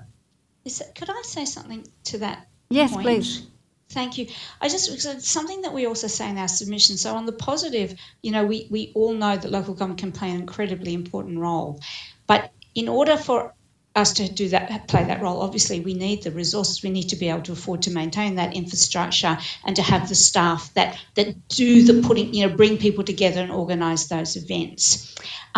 But one of the reasons that this inquiry is so important is because you're looking at the issue, but you're also talking, and I think it says it in our submission, I think it's in there in your terms of reference, if I'm correct, is that, at some point we have to kind of quantify the problem, get the data, and also understand what's the best thing to do. And I know that's what you're looking at. That's why you're doing this inquiry. Because if we come to the conclusion, in a way, a lot of us are kind of working anecdotally, right? We're saying, well, not entirely. We know that when people are coming together, they're definitely happier and more, likely to, to go home happier and all the rest of it. We also know from natural disasters and resilience work that communities that are very connected and have that social capital do bounce back from a crisis more quickly. And so there are definitely quantifiable improvements that come from doing this. But we do need a better evidence base. Because with that evidence base, I guess then councils can make a case to government and say, it might just look like a hall, but let me explain to you what it actually represents. And I know you know that, Chair, and I know people know that intuitively and intrinsically, but we need to try to quantify it. This is what it represents. This is the difference that it can make. You have to acknowledge that, at the moment we are really faced, there is no local government, and City of Sydney is exactly the same. I keep saying City of Sydney is in the same position as every other local government. We're just getting there slower. There is hardly any local government that is generating enough revenue to deal with managing its assets. The only reason, it's only that City of Sydney is getting there a bit slower, but everybody is spending more than they are making. and the gap is closing and closing and closing. So we need to be able to make the human, social and economic case for this. And if people think that local government is about roads, rates and rubbish, well, we're not going to get there. You know, there is a layer of infrastructure and a layer of service that is completely foundational to dealing with this issue, and it is in the hands of and knowledge and capability, and it is completely in the hands of local government. It is probably one of the most significant things we can contribute to society. Thank you both for that answer. I'm going to pass over to my colleagues for some questions. Mr. Barrett? Yeah, thank you very much. Can I first go to Tweed, please? In your submission, you talk about trauma can create a cycle of loneliness that becomes difficult to break. I just wonder if you can touch more on that, specifically in reference to natural disasters. I feel like we can picture that. There's a big surge of outpouring and connectivity, but over time, does fatigue break that down? That's my thoughts, but you are the experts in it. I'd love to know your thoughts on it, please. Yes, so I guess in terms of the collective trauma events, and there's been some work with Department of Communities and Justice as well, looking at this space and the psychosocial impacts of those accumulative events. So, you know, for example, during COVID, people were disengaging from mainstream media, community groups, family and friends. So I guess part of it relates to, you know, how people react in those events. And those connections or the strength of those networks contribute to that. And so, you know, the research is showing that the critical role that community connectedness and support can play in dealing with those collective traumatic events. So I guess that also comes back to the discussion of these, you know, collaborations, these ways that we can get community together, sometimes community-led. So yes, council has this strong role and key role to play, but council's role can also be to connect with services, connect with community, with other groups to help navigate those traumas at that time. I think the other thing I'd just add is the impact of those compounding events, COVID, pandemic, the floods, housing crisis, and the impact that has on service sector workers as well, and their fatigue and burnout to what we've experienced in the Tweed is a higher turnover of staff within our service sector, which has impacts on the relationships they have with clients to support clients as well. They're always starting from scratch. And just making reference to my opening statement as well, where I spoke to the short-term funding for short-term projects, and that meant that projects don't necessarily have that long-term, don't build up those long-term relationships. So when you have high turnover and those relationships aren't built up over time, that collective trauma in the community, that there is that fatigue, that they drop out of programs, they stop trying. So we have certainly observed that. Thank you. And to be honest, you've probably answered my follow-up questions to that earlier, so I'll move on to another one. We're getting towards the pointy end of this inquiry. We've had a fair bit of evidence. Something I'm starting to wonder is whether reducing loneliness is more of an outcome of other policies that we might have around infrastructure, supporting active kids, shared spaces, green spaces. If we get those policies right with a consideration for loneliness, the outcome will be a reduction in the impacts and prevalence of loneliness. Question mark. Feel free for anyone to comment. So I think, you know, to some extent you're right. I mean, you know, that if all of those things that, you know, human beings and societies need are catered for, then those the kind of consequences of what happens to people when they don't have those things will be diminished, right? You know, so if people, if you're surrounded by, you know, people that you care about and that care about you, you know, if you've got the services that you need, if you're not concerned about, you know, your the security of your shelter or where your next meal will come from, all of those things are going to diminish the impact of loneliness. But having said that, I think that we're seeing worldwide, particularly probably in Western countries, that I think we have to call out loneliness though. I don't think we can just say, oh, we'll fix everything else. We don't need to name it. I think that we do need to name it. This is why this inquiry is so interesting, and so I was so happy to see it. You come forward with it. We do need to name it as an actual consequence, because so that we make sure that the actions actually deal with those symptoms, for want of a better word, right? Because we've been speaking. I mean, I think my colleagues from Tweed have been speaking about the kind of getting things done that lead to deep change and sustained change and resilience in the community. It's not enough to say, and we all know it's not enough to say, oh, we'll have the occasional barbecue. People need way more than that. But the barbecue is a part of the spectrum of activities that contributes. And we're very good at doing a lot of those barbecues and community activities. But if then people still don't have a home or still don't know where their next meal is going to come from, yes, they're going to be better off than if they didn't have the barbecue, but it's not enough. I think it was sort of triggered a little bit by your dog park example, and I'm sure in the conception of the dog park, it wasn't conceived to tackle loneliness, but one of the outcomes has been that. So if we put loneliness at that higher level when we're conceptualising what infrastructure activities we need, then we can sharpen our focus on that. Yeah, but it was conceptualised to deal with loneliness and social cohesion. It absolutely was. I think this is the thing about local government planning. I mean, one of my favourite events that we run every year, and we do a few of them every year, is Pet Day.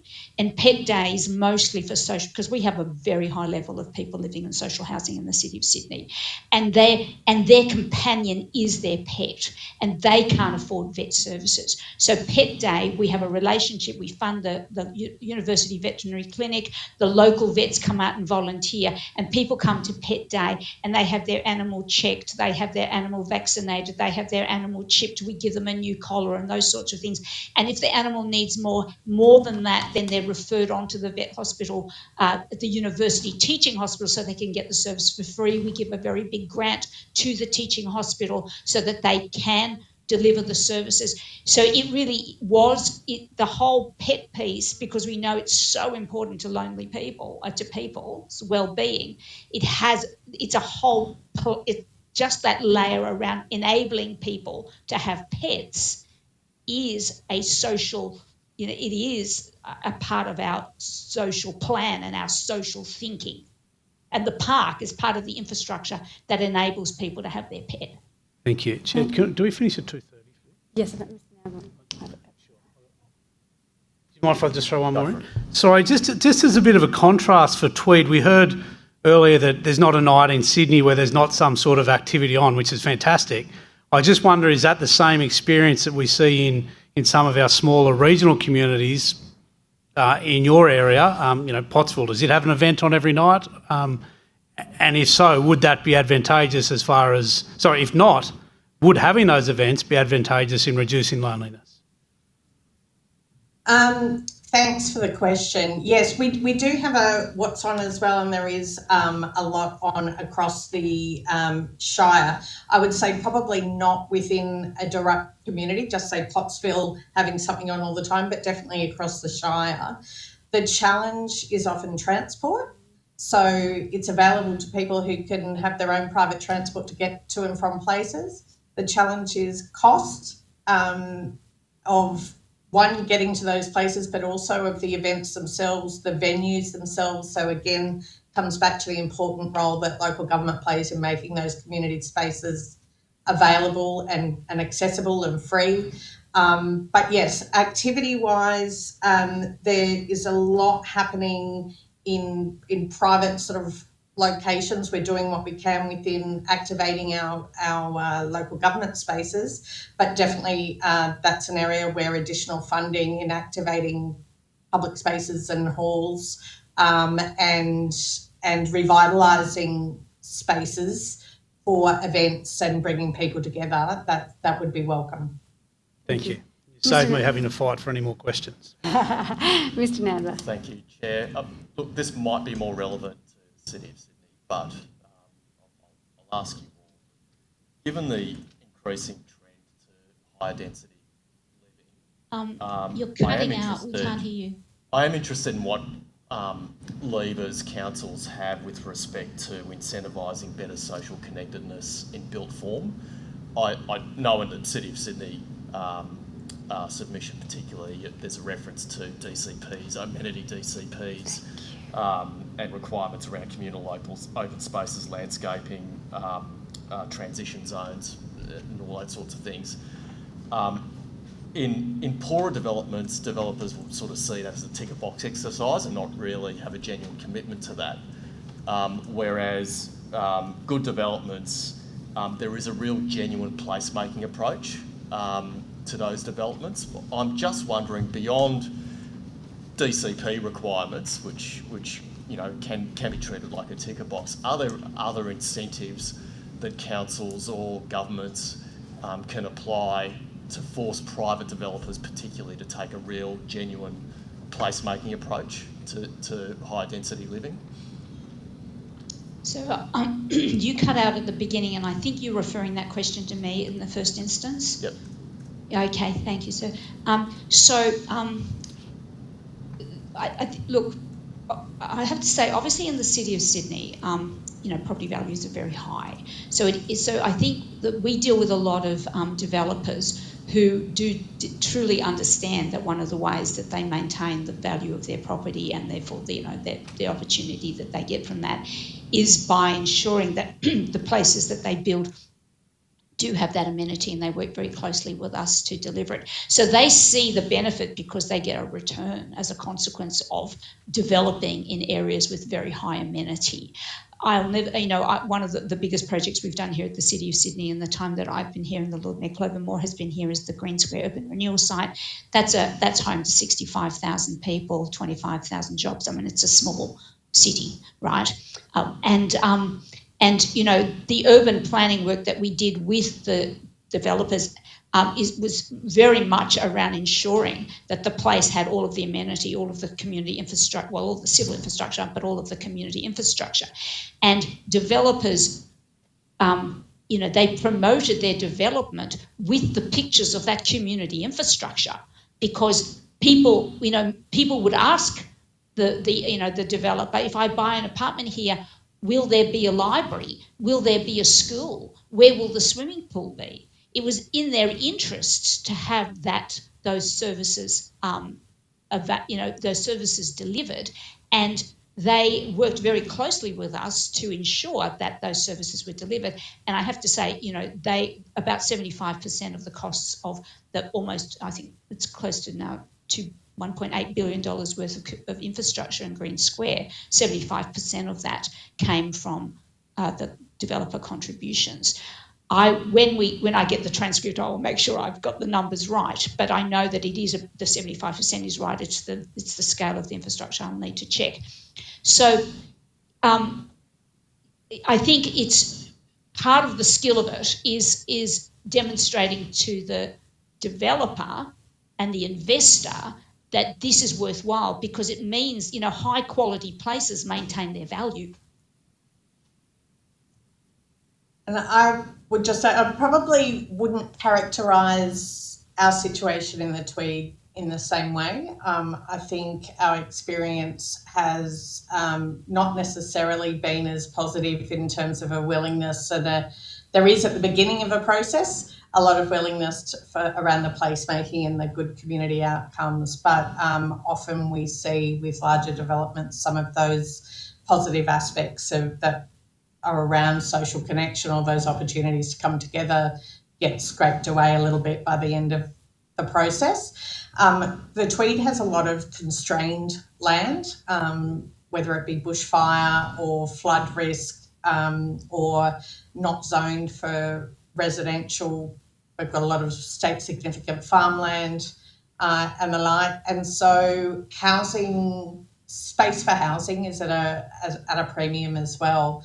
And so really looking at developers often will look at the yield of their area and sometimes the better placemaking outcomes are sacrificed. And I think particularly at the moment when there is such a focus on number of new homes being implemented across the state, that provides a challenge. So I think we haven't necessarily got the same level of commitment, I guess, in the tweet. Thank you. And unfortunately, we've come to the end of our time, but I did want to thank you for your submissions, which were very useful, but also your evidence today. And also, we know how busy local government is, so for the time taken to speak with us today. We will get back to you if you took anything on notice, I'm not sure, but we'll certainly have the Secretariat liaise with you on that, or if there's supplementary questions from us as well. But thank you very much again. Thank you. Good luck. Thanks for the opportunity. Thanks, yeah, and thank you. Nice to see you, Tweed. Good work. Take care. Bye-bye.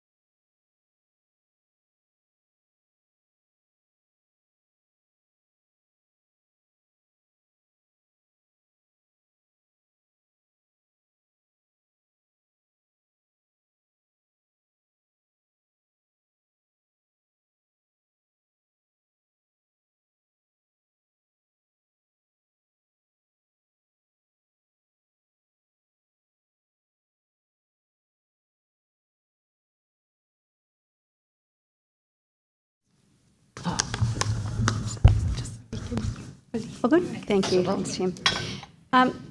Welcome and thank you all for coming along and making the time to attend this roundtable discussion today. I think I introduced myself to everyone, but I'm Sarah Kane. I'm the chair of the committee. The purpose of the roundtable is to have an informal and sort of as free-flowing discussion as we like about the experiences of loneliness in regional communities. And throughout this roundtable, I'm very happy if people want to respond to others or just signal that you want to jump in. I'm just aware, though, that we do have Hansard who can only capture one person speaking at a time. And I think Tim has all given us a quick tutorial on how we should be speaking into the microphones. As roundtable participants, you're not required to take an oath or an affirmation as you would be if it was a more formal setting. So please, we hope you feel as relaxed to contribute as you can. And to assist with that, we might just quickly go around the room and have everyone just introduce themselves and where they're from. There'll be a chance to speak more about what your organisation does and what you do, but we might just do a quick introduction first. And I might start with Tennille. So I'm Tennille and I'm part of the Secretariat team here today. She makes everything run. Hey, g'day, my name's Scott. I'm on the committee myself, but also on Orange Local. So thanks so much for coming out. It's very important that we have our regional views expressed in this committee. Thank you. Peter Douglas, born on Nashdale, Menshed. My name is Beth Gow and I work for the Australian Menshed Association. I'm Michelle Holland from the Orange Evening View Club and also on the committee for Orange U3A. I'm Anne-Marie Davis from the Orange Evening View Club. Hi, I'm Heather Wigham-Reid. I'm here representing the Rural Woman Cooperative. I also have another hat. I'm an ICPA Federal Council member as well. Can you just spell out the ICPA? So ICPA stands for Isolated Children's Parents Association, which, there's state bodies as well, and we have one in New South Wales. We represent the push for equality access to education for regional rural kids. Thank you. Glenda Gavin, Central Western Group of the CWA, Country Women's Association. Thank you. I'm Helen James. I'm Country Women's Association and I'm a member of Orange Branch. I have been a member of CWA for about 40 years, but not all the time at Orange, mainly at Nashdale. Bob Nanva, member of the committee from Sydney, but would dearly love to move to the Central West. Perhaps if we begin by some of the organisations here are better known than others, and I think all of your organisations centrally put in a submission and we've had evidence from. So we're hoping to get a very local view and experience from you. But I think I might start with View because you may be a little less known than the other groups. And if you can explain what you do in Orange and how that relates to loneliness or dealing with it. Okay, so the View Club is affiliated with the Smith family. We report to them financially and everything. The way View is set up is we are a group of 65 women that meet once a month. We have a committee that meets once a month. We raise money for underprivileged students across New South Wales. We currently sponsor 5 students. There's a number of different View clubs across basically Australia. I know in the Central West here we have Bathurst, Parkes, Forbes, Mudgee, Orange, Dubbo. I can't remember any more. Mudgee's the biggest. They have over 250 members. We've got 65, but we're working on that. What else would you like to know? I guess maybe the role, it's wonderful work that your organisation does for disadvantaged children, but I guess what the role is of bringing the women together. So, like I said, we meet once a month and we have a dinner. Our dynamic is sort of, I'll say, late 30s to late 80s of women, and we just have conversations. We have guests. We play a lot of games. We have a lot of entertainment, but primarily we're all friends with everyone. Basically, we try to get out and about outside of our meetings and have morning teas and things like that. So, yeah. Can I just jump on that? This seems like another example, we're hearing a few of them, where there's the dual benefits in that the women come into your organisation, get to sort of tackle their loneliness. Exactly. But also the work you're doing also aids others. Exactly. Combats others' loneliness as well. Yeah, we try to do that. I joined View because my mum was in it. My mum's now 79, or nearly 79. And she said, why don't you come along? I'd just had 2 children and I was quite, I'd say, on my own, basically. I've got a husband, but it's different. Anyway, she said, come along, and I've been a member ever since. They welcomed me with open arms. They made me feel part of a family, which I think our club is a family, yeah. I wonder if I could then turn to Ms. Wigham-Reid. Could you explain a little bit about the parents group, and because that's interesting, we haven't looked a lot at youth in remote areas, and I wondered if you could reflect a bit on the isolation and potential loneliness and what your organisation does. So certainly ICPA is about trying to get funding to support families to educate their children. So it's parents getting together to do that. So we don't actually really have the social events for each other. It's more about how do we put our case forward for improving funding. So, and in a lot of ways, I see that as something of a woman's issue, because so my background, it was as a teacher, but living on the farm. So I live 5 hours northwest, 3 hours past Dubbo, on a sheep and wheat station. So I've done a lot of driving over the years. We have used Orange since 2015 to educate our 3 children. So we had a second home. So when I was educating them at home on the farm in the schoolroom, I used a combination of distance education and registered homeschooling. So if you can imagine trying to teach 3 children in one room using distance education materials, you're physically isolated from other people, but there's also that emotional sense of this is really hard. And our organisation, the ICPA, is about trying to get needs met. So there's an annual federal allowance. I'd like to see the state government support women, primarily women, it's 85% women do it, that educate kids in the homeschool room on farms, to allow us some actual funding, because the state government pays the wages of teachers. That's what the education department budget is, 50% teachers' wages, up to 75% if you look at everybody else that's involved. And I don't have any super from any of those years. Nobody paid me. You know, I am expected to do that out of my love for my children, which is wonderful, but there's no real recognition of it. Whereas if we're talking about equality, other parents have someone paid to deliver the education.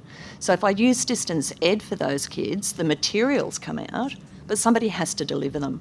And for decades, the Isolated Children's Parents Association has been asking for an allowance or something. We're trying to get funding. It would be great if the state government would come on board with that, for actually a body on the farm in front of those kids delivering that education. It's because that's what made me lonely. I have been twisted, you're twisted in knots. I try to tell myself I'm the rubber band girl, be flexible. You remember how in COVID it was like pivot, everybody pivot, we've all got to be able to do everything and change. That's my whole life still, like it was like that before COVID. I've got to be able to run out in the paddock and muster. I've got to be able to, call the RFDS if somebody has an accident. I've got to be able to do all the farm books. So I'm so busy doing all of that. It's really hard, which is, I love my life too, but it's really hard to maintain your authentic self. And that's what I sort of see. Before I came, I was thinking about it. That's part of loneliness to me. It's not just being around people, is it? Because you can be lonely in a city. You can be lonely anywhere. It's about really being able to show people who you are. For me, that's where real loneliness lies. If nobody sees you, it's really hard to feel connected. So if I'm so busy turning myself inside out for everyone else that there's no time to put anything into me, because it takes me so long. Rural women, it takes you, 90 minutes on a dirt road to get to a town, lovely town of 2,000 people, but everyone's working. Do you find that these days? Everyone's working so hard, so many hours, that they don't have a lot of time then to make those human connections. So is that sort of... No, that's helpful, and I'll go to Mr. Barrett in a second, but just for your benefit, we had someone yesterday in very different circumstances, a man come and give his lived experience, but almost word for word what you just said about loneliness is when you feel like you can't be your authentic self. So it's quite interesting to me. It was almost an exact replica of when we get the transcript. It'll be really interesting to see. So just to make you aware, we are hearing You're that. We hearing have heard that, yes. Yeah. Because I I have felt loneliness at different stages when the children were young. And, when I started doing all this driving 10 years ago, and I had really made a decision, like, who am I? What do I want to be involved in? And pursued that. So I made decisions about pursuing my artistic interests, my political sort of, the ICPA, but and that's how I feel if I can show myself honestly like that. Sorry. So bad. Yeah, sorry, Ms. Barrett. I think I'd like to add to that and open up to everyone else, but what's the experience, the farming experience like as well for someone that might be out in the paddock by themselves all day? They might come back and see some of their family, but their social network is quite small from day to day. I wonder if someone could share some experience on that for me. I can, Sam. Our shed is 12 k's west of here. The majority of our members are retired farmers. There's a couple of us blow-ins from Sydney that are shaking things up a little. But as you say, they're out there slaving away all day, much like you, by themselves. They've got to make their own decisions and so forth. So when they're coming into the shed, they don't talk about their feelings particularly. But the interesting thing I've found is some of them will just come up quietly and, Peter, what do you think about this? One fellow has got a dilemma. He thinks his wife's contracted Alzheimer's, and the old thorny question, what do we do? Do we get it committed? This is 50-year marriage sort of thing. And wow. It's really difficult. So we just had a quiet chat about some options, and off he went, and they worked it out for themselves. So there's that. Yeah. When it comes to the education, did you have School of the Air? So it was once called that, School of the Air. They now call it Distance Ed because it relies on the internet. Okay, and so not like just the CV. No, it's not that anymore. So it's over the internet. And there's nothing similar for grown-ups? So the other hat now, the Rural Women's Cooperative, does have those sorts of online sessions where you can Zoom. So I joined primarily for the book club, and once a month, we read the same book, and that's a wonderful opportunity for me. And I've made friendships through doing that online. And then they have courses, different sorts of courses that they put forward that you can do. So that works really well. And it's something, it's some sort of contact with people who, because they're also rural, understand and get it. So, yeah. Helen, did you want to touch on that farmer experience? It's good to go. You're good? No, you just turned it off. Turned it off. So I'm speak. Oh, good. I just want to make a comment. My aunt taught her 4 children by correspondence. Yes. And even now, my cousin, who's a little bit younger than me, she speaks of the ups and downs of it. All 4 children were ducks of their school, at boarding school, but, sort of... It's very hard. They missed... I know one cousin came and stayed with us for about a month when her mother had to have some surgery, and she said, I'll never forget that time in town. So it's hard, but it's... But we end up doing lots of things to like these days, what you do is you get in the car and drive. So my daughter's has a medical condition, is in and out of a wheelchair at the moment, but decided she wants to play wheelchair basketball. So I've done 10,000 Ks or more in 10 weeks. It's this drive, to go to Sydney for her to play. But lots of rural people just have to make those decisions.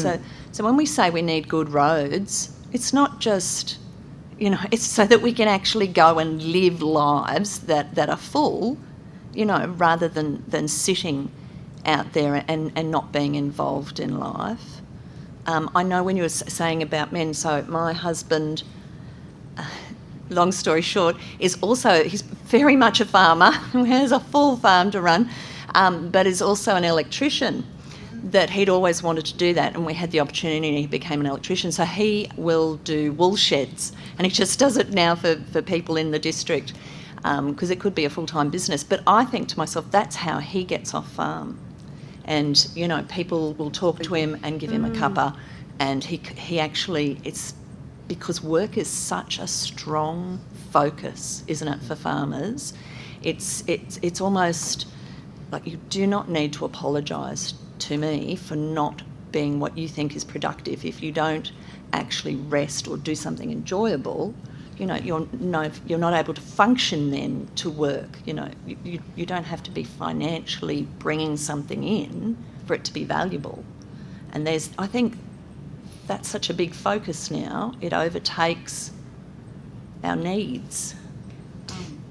I think from a fellow's point of view, for us for in the sheds, men are quite hard to engage with. Women, we seek out that friendship. I think it's just natural for us to do that. For the blokes, it's a little bit more difficult. If I had $1 for every time a man has said to me in the sheds, if I didn't find a shed, I probably wouldn't be here now.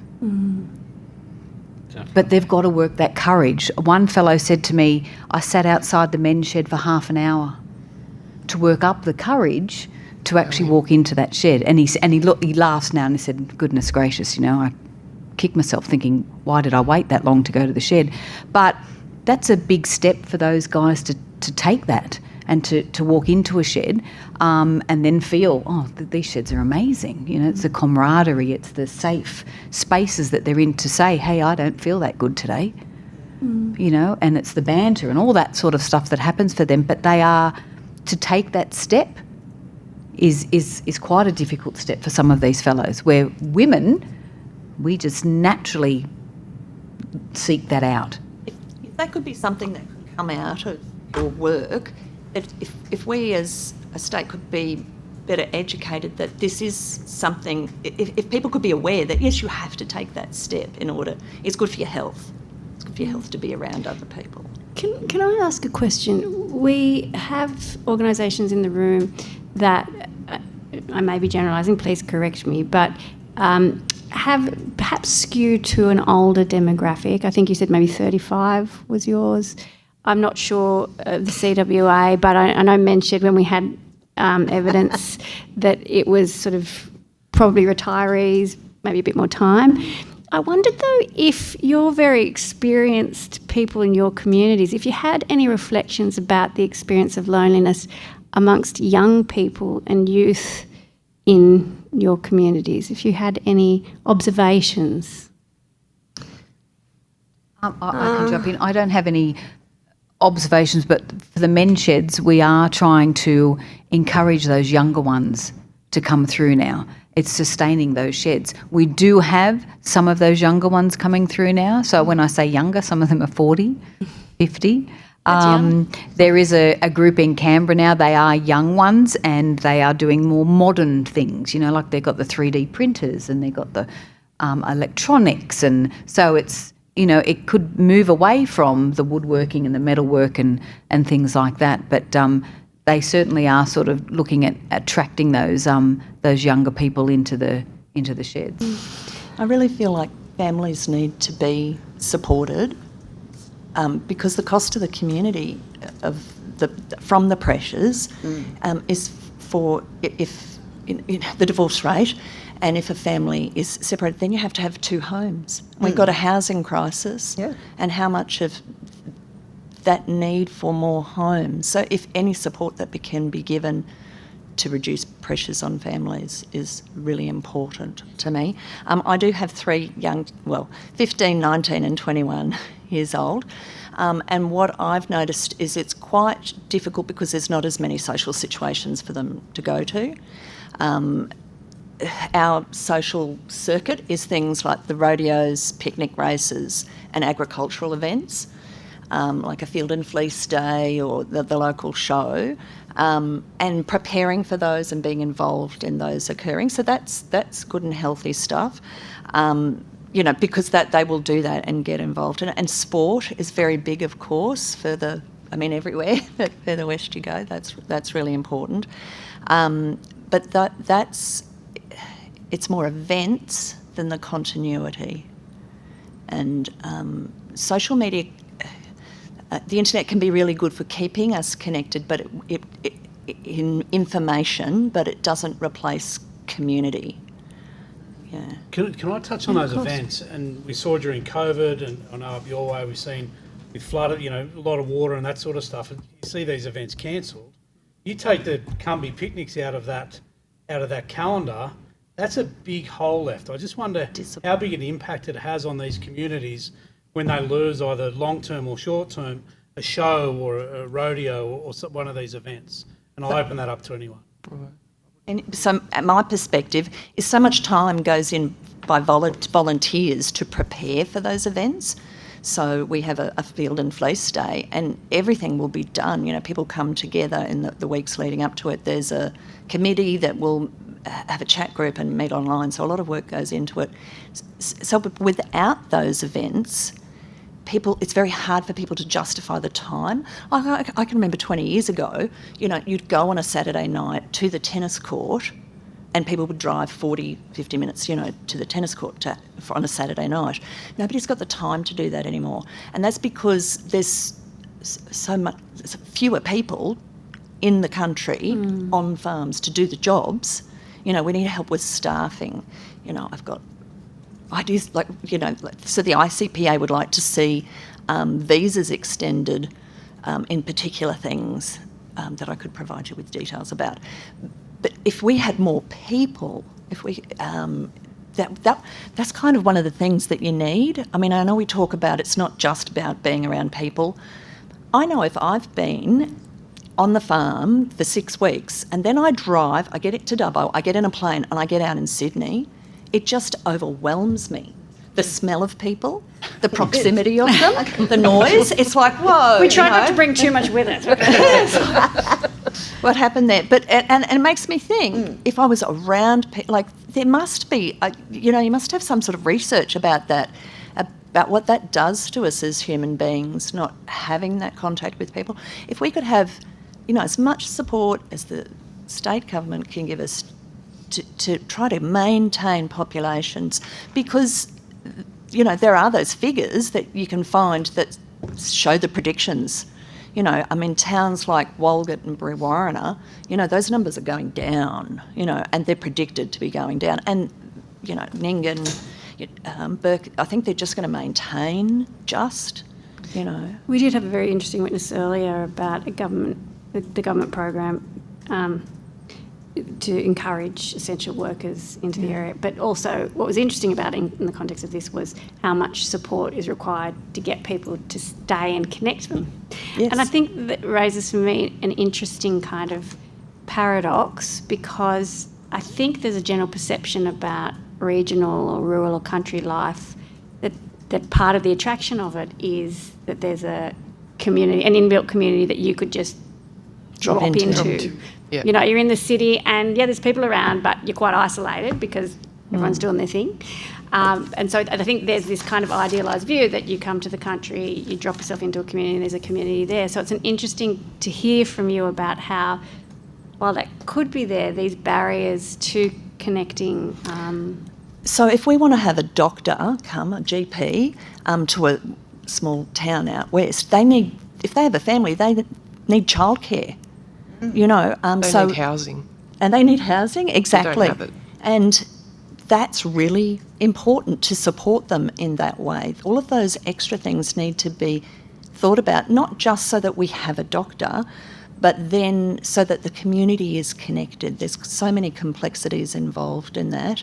There's pay differences then between early childhood. Childcare is such a difficult area because early childhood educator isn't getting the incentives because they're paid through a federal thing, but teachers are getting these incentives to go out west because it's a state payment. Could the state please add some incentives towards early childhood We'll teachers? talk to the feds. Get back to you. Yeah. Oh, well, somebody needs to pay the money for it, but our communities would be the better for it, Yes. My experience is I've lived on a property for nearly 45 years. I came there as quite a young wife from the city, and I found that you have to go out and join things. People are not going to come to you, otherwise you're just at home. And of course back then you didn't have Netflix and the internet and all that. So yes, you go out and you make your social connections.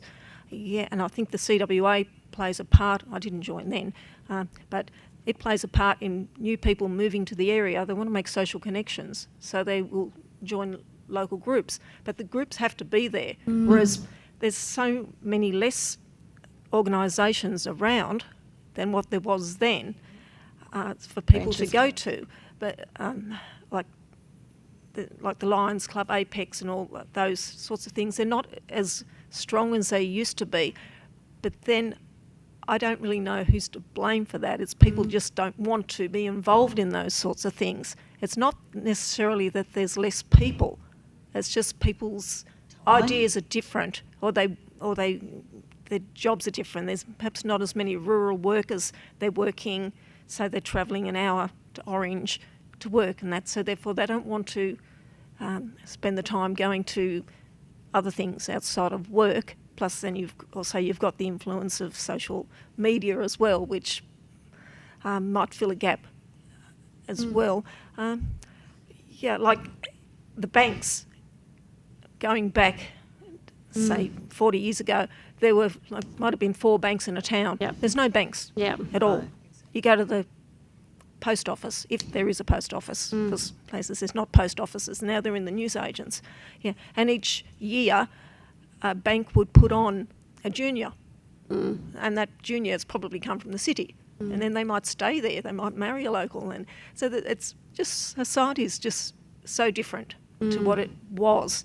And even talking about the men on the farms, there used to be, because my town actually is Canowindra, and there was a sale yard, and I think it was every fortnight on a Friday, there was the sheep sales.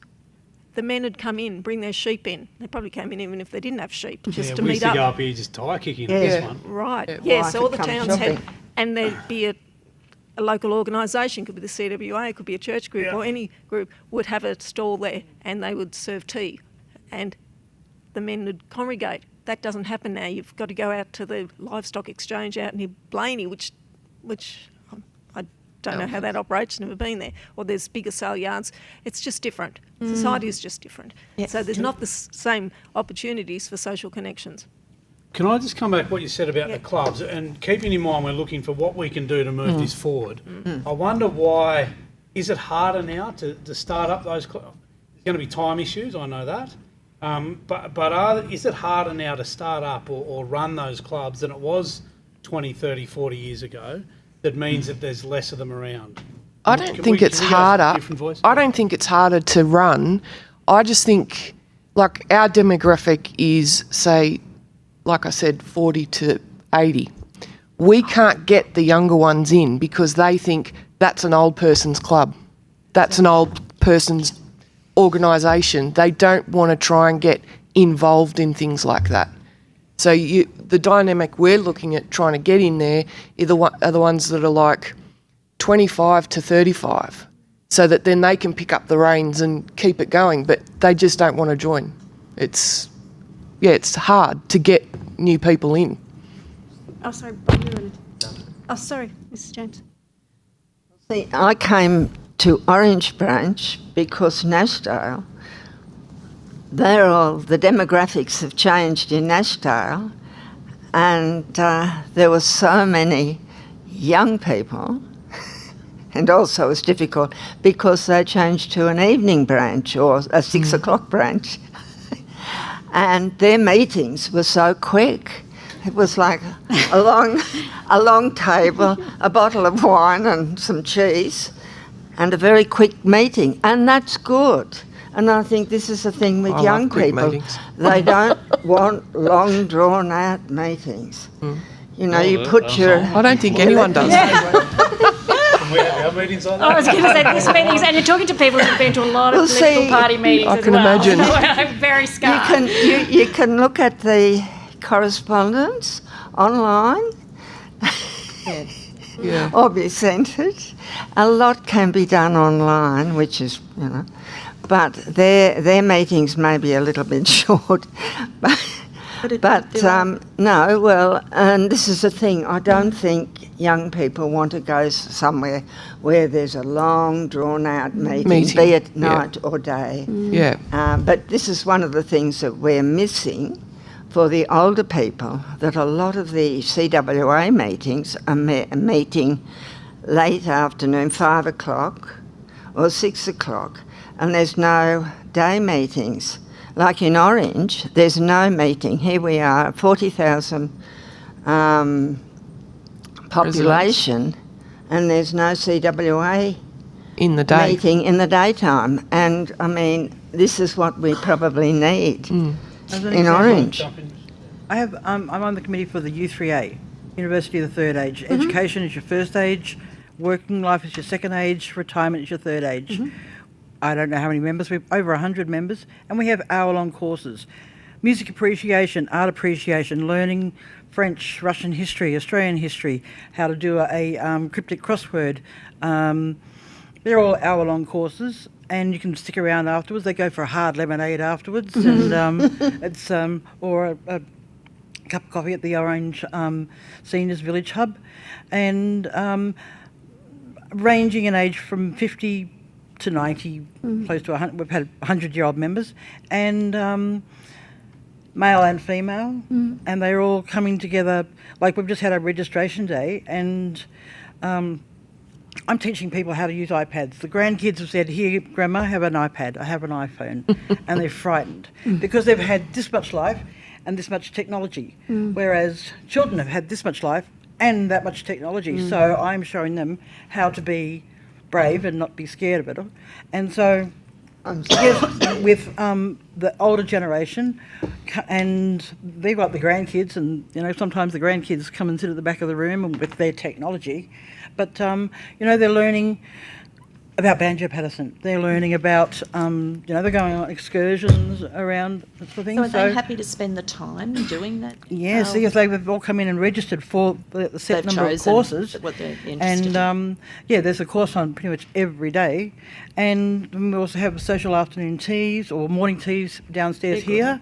And we have 40 odd people coming in who stay for lunch. Yeah, I've heard it's good. I've got a friend who does that and has said how good. Well, I'm organising a conference at the moment. We're happening here in April, and we're hoping to get over 100 people from New South Wales and some Australia, from across the other states. And yeah, they all come together for long talks. They're not meetings. Can I? You call it a meeting, and can I ask a question, which is a bit of a response to a couple of a bit of the discussion. So, Red, you were talking about the Rural Women's Cooperative and their online presence, which we heard about in previous evidence. Ms. Holland, are any of those sort of hour-long courses, are they all face-to-face or are they online? We have Zoom options. We have someone in Canberra who interviews a politician or a journalist or an educator, and they're all Zoom meetings. So we have the option to set up our monitor in the hub, so that we can all, you know, watch and learn and listen together. There's an organisation called Motherland. I asked a few other rural people, and one mum commented to me how those sorts of online supports. Have you heard of Motherland? No, I haven't. So they have parents groups, mothers groups in different age, like how old are your children, and they have like a cohort of those mums. So it's like a mums group but online. There's a cost involved, but that sort of runs it. And that mother said to me how good that is as an online option, that they really value that. So, yeah. Anva, did you have a question? Yeah, just been raised a few times that it can often be hard to get people, to drag people in, or people won't reach out. Whether it's guys with men's sheds or the example that Mrs. James cited. Just wondering, when it's really apparent that someone could use, instinctively you can see that they could use a degree of social connectedness, but there is a reluctance to do so, whether it's anxiety or cynicism or time. Do you think there's anything that you can do as organisations or the government can do to reach in a little better with those people and draw them in to the services that are there? I think the CWA does, well, in Orange, they do advertise, but I think it's more than that. It depends. Different CWAs, there's so many CWAs, branches, but it depends on the branch, I think, in a lot of ways. And I think Glenda would agree with that. I mean, we have 8,000 members and 400 groups in New South Wales. But no, I don't think branches are alike. So many branches have so many. So it really, many of them are in remote areas. Others are in more like regional areas like Orange. What do you think, Brenda? Glenda? Well, I think Mr. Nanva. Mr. Nanva, Mr. Nanva was asking how the government could help. I'm presuming that's financially. Well, is it right? Not only how the loneliness. How do you? What do you? Because I raised this in an earlier session. Maybe there's no answer to this, or an immediate answer, but in the earlier session I raised the example of the local government area that I'm from and a lot of neighbourhood centres from my part of town who have a lot of great initiatives and they publicise them and they go out there to try and deliver them. And I just see that the uptake is really pretty low and disappointingly low. Yes. Yeah. And I don't think that's because there's a lack of prevalence of loneliness or social isolation where I live. I just think it's because it's either time constraints where people just can't get out to them, or a genuine cynicism about the value of it. Give you an example of people not wanting to go to things. It was a very disappointing experience just in December because where I work, they've got a social club, and I'd say there could be 200 or 300 members. We had the Christmas function, and I think there was 6 members turned up with their families. Oh, wow. And So I just it was wonder, very how can we crash disappointing. through I that? don't know. So- People just don't want to go to things, so you can't force people to attend. But for example, I just talked about something else. Going back to CWA, Canowindra said WA about 3 years ago they started this initiative that they would have once a month they'd have a morning tea, and I think it started off with 12 people. Now they're having to limit the numbers now because there's so many come. It's no cost involved. You can make a voluntary donation if you want. If you're lacking transport, somebody could pick you up. Yeah, and the majority of the women that go are not CWA members, and they can range from, I mean, I've been a couple of times. I don't really need to go because I don't know if I'm the real target group, but anyway, they're getting young mothers going, and I know in the school holidays they can bring their kids with them. So they could have 30 to 40 women just there in this small CWA room. Sorry, just because I know that Mr. Douglas was going to make a contribution. So there are a few men come along to the morning tea. It's not restricted just to women, and that has made quite an impact, I think, on some isolation within Canowindra community. So that Good example. But I don't know how the government can. No, we're support that. puzzling. We're puzzling Yeah. through. Yes. It's an open question. Mr. Douglas. With our shed, we get a steady trickle of new members in. Then it sort of half a dozen will come out and look us over. And I think that is basically recommendations from their wives. Get out the house and do something. I've got to say, I'm going to go home and tell my husband he's joining the men's shed. Well, it's the best thing you could tell him. Yep. Yeah. Well, we've just introduced railway history into one of our courses. Oh my God, we've got a bit of a change in demographic to our Yeah. courses as well. So add a bit of muscle trains and you've got a whole new audience. So I think wives know that it's good for their husbands to go and do it, so the wives make it happen. Yeah. So, and you were saying before, like, you made a choice, like you decide to get up and go and do things, and I did the same thing. Can we educate our community that this is as important for you? So if you found a lump or you had a sunspot, you're not going to keep looking at it and going, gee, that's a sunspot. Oh, you know, you're going to go to do something about it, aren't you? You're going to go to the doctor, you're going to get a referral, you're going to get it checked. So if you're experiencing loneliness, sitting and feeling that loneliness is as good for you as just looking at a sunspot. Like, you have to act. If there was, I'm sure you could get a good media organisation to flesh that out into, you know, if people understood the risk to their health of it, that, you know, once you go over that cliff, it's a downhill run. Once you start to have those feelings, if you don't act and do something proactive, you know. Heather, just what Mr. Nanva was saying about how can the government help. Yes, perhaps run a media campaign on that, the benefits Yeah, a good one. of social connection. Yes.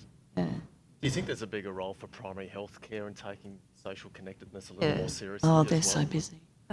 Primary health care, as in the doctors. The doctors, GPs. We had evidence earlier this afternoon that in the UK, I think they're trialling this idea of social prescriptions when people show up. It's not just a sort of medical treatment, but a... Yes. I would say more so than just, GPs or doctors, we should do that for each other. So I really love living in Orange. We have these neighbours who are amazing.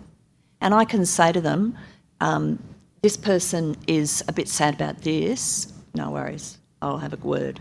You know, there's that sort of connectedness in my experience, even in Orange, that people will do that for each other.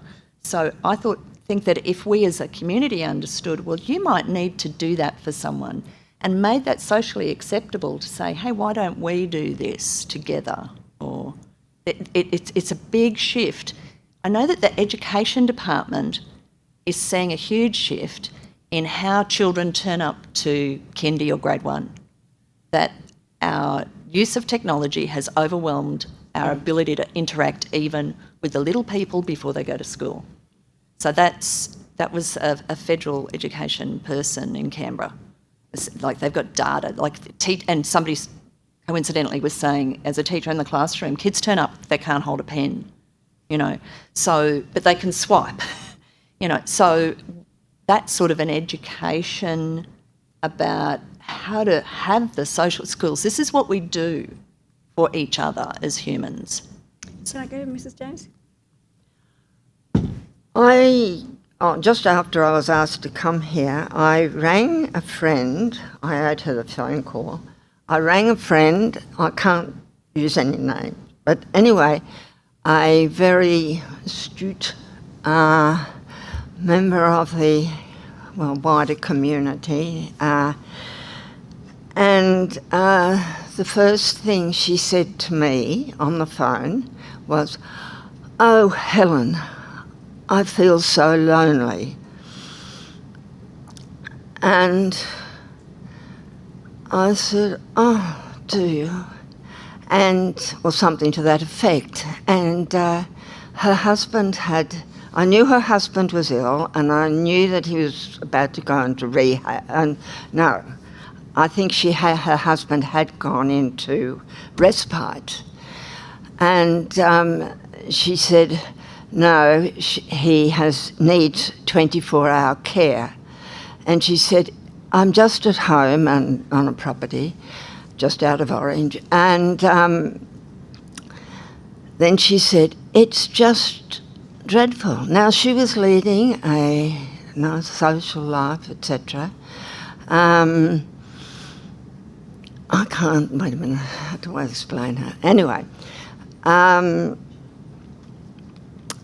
she said, now I'm going to the hospital or to the nursing home, care home, every day about 12 to feed him, and then I come home. She can't get any help. Well, that's well, no, it's not a minor detail because she has a problem herself. But she did have people coming in to help her with her husband before he went into care. And now she's struggling along herself and spending the time going backwards and forwards. Now, she was a woman who was she's a very fine woman and has done a lot in the community. But she kept talking, she kept mentioning this loneliness. And this, I think, is a big thing with going from home into care for the spouse. And I know it's happening with my younger sister, but not to that extent. No, and I think that it should be part and parcel of admission to aged care, particularly. To consider the spouse. It's just... I love what you did. I beg your pardon? I love what you did. You said I owed her a phone call. I did. I owed her a phone call. But people even my age don't say that.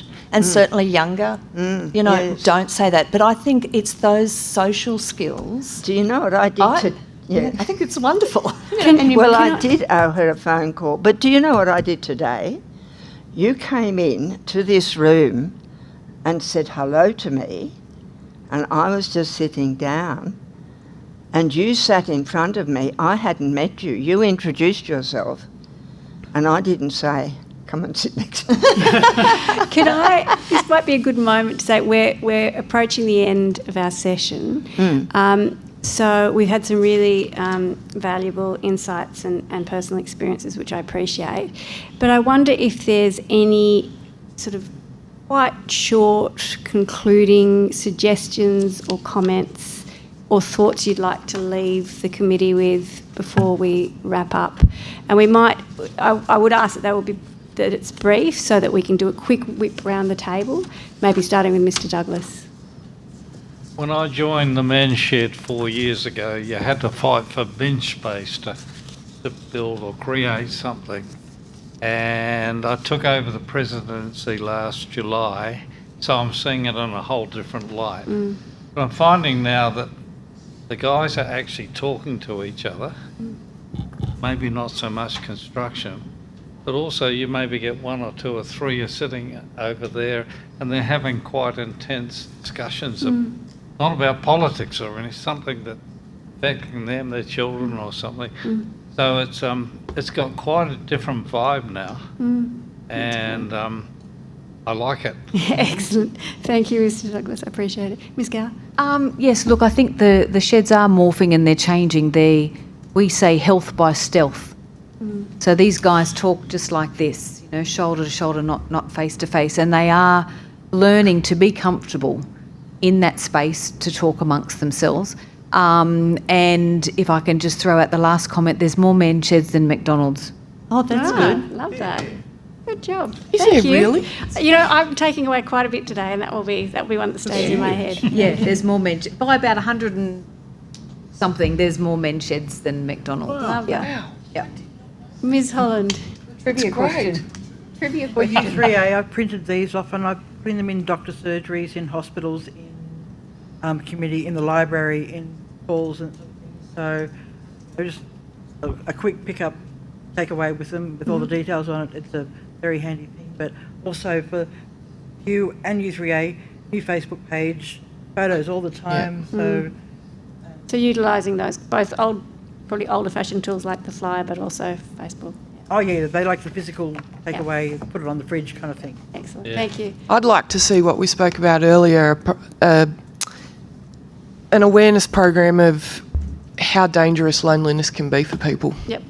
I think that's necessary, and not just for older people, for younger people as well, because there are a lot of younger people out there that just don't know how to ask, how are you today? Or can I come with you today? Or do you want to get a coffee? They just don't know how to do it. And they don't know how to do it. Yeah. No. They run So from an the awareness phone. program would be to come out of all of this, an awareness program of some sort. Thank you. Here. Yes, definitely. There's a cost to our community of loneliness, from loneliness that's financial and economic, as well as just in our hearts. the money, That it's it's the heartbreaking, isn't it? Well, that's it. There's the, Yeah, it's there's the the double people. cost. It's financial, but it's also in our hearts, the people that we Yeah, it's the lose, people. and Yeah. certainly the rurally men, but and also children. But as a farm woman, I would say that there's a lot to be gained from supporting people and getting rid of this old idea that, that we're a Cooper wearing RM Williams. Every farm's got debt. People are struggling to just educate their kids, instead of resenting us. Like, every farm woman I know is like the duck paddling like crazy underneath. Anything that the state government can do to support country women doing those roles will help us not feel so lonely. Because I know at one point, like, you can get so lonely you just want to leave, and our numbers are going down out west because it just gets too hard, and that's a good outcome if you just leave the bush. That's better than the suicides. So I would like to see funding. Thank you very much. Ms. Gavin? I'd like to see that parents are encouraged to encourage their children to become involved in activities, like as in the past, with like the Scouts and the Girl Guides and all those other organisations. Keep them alive. Try and keep these organisations going.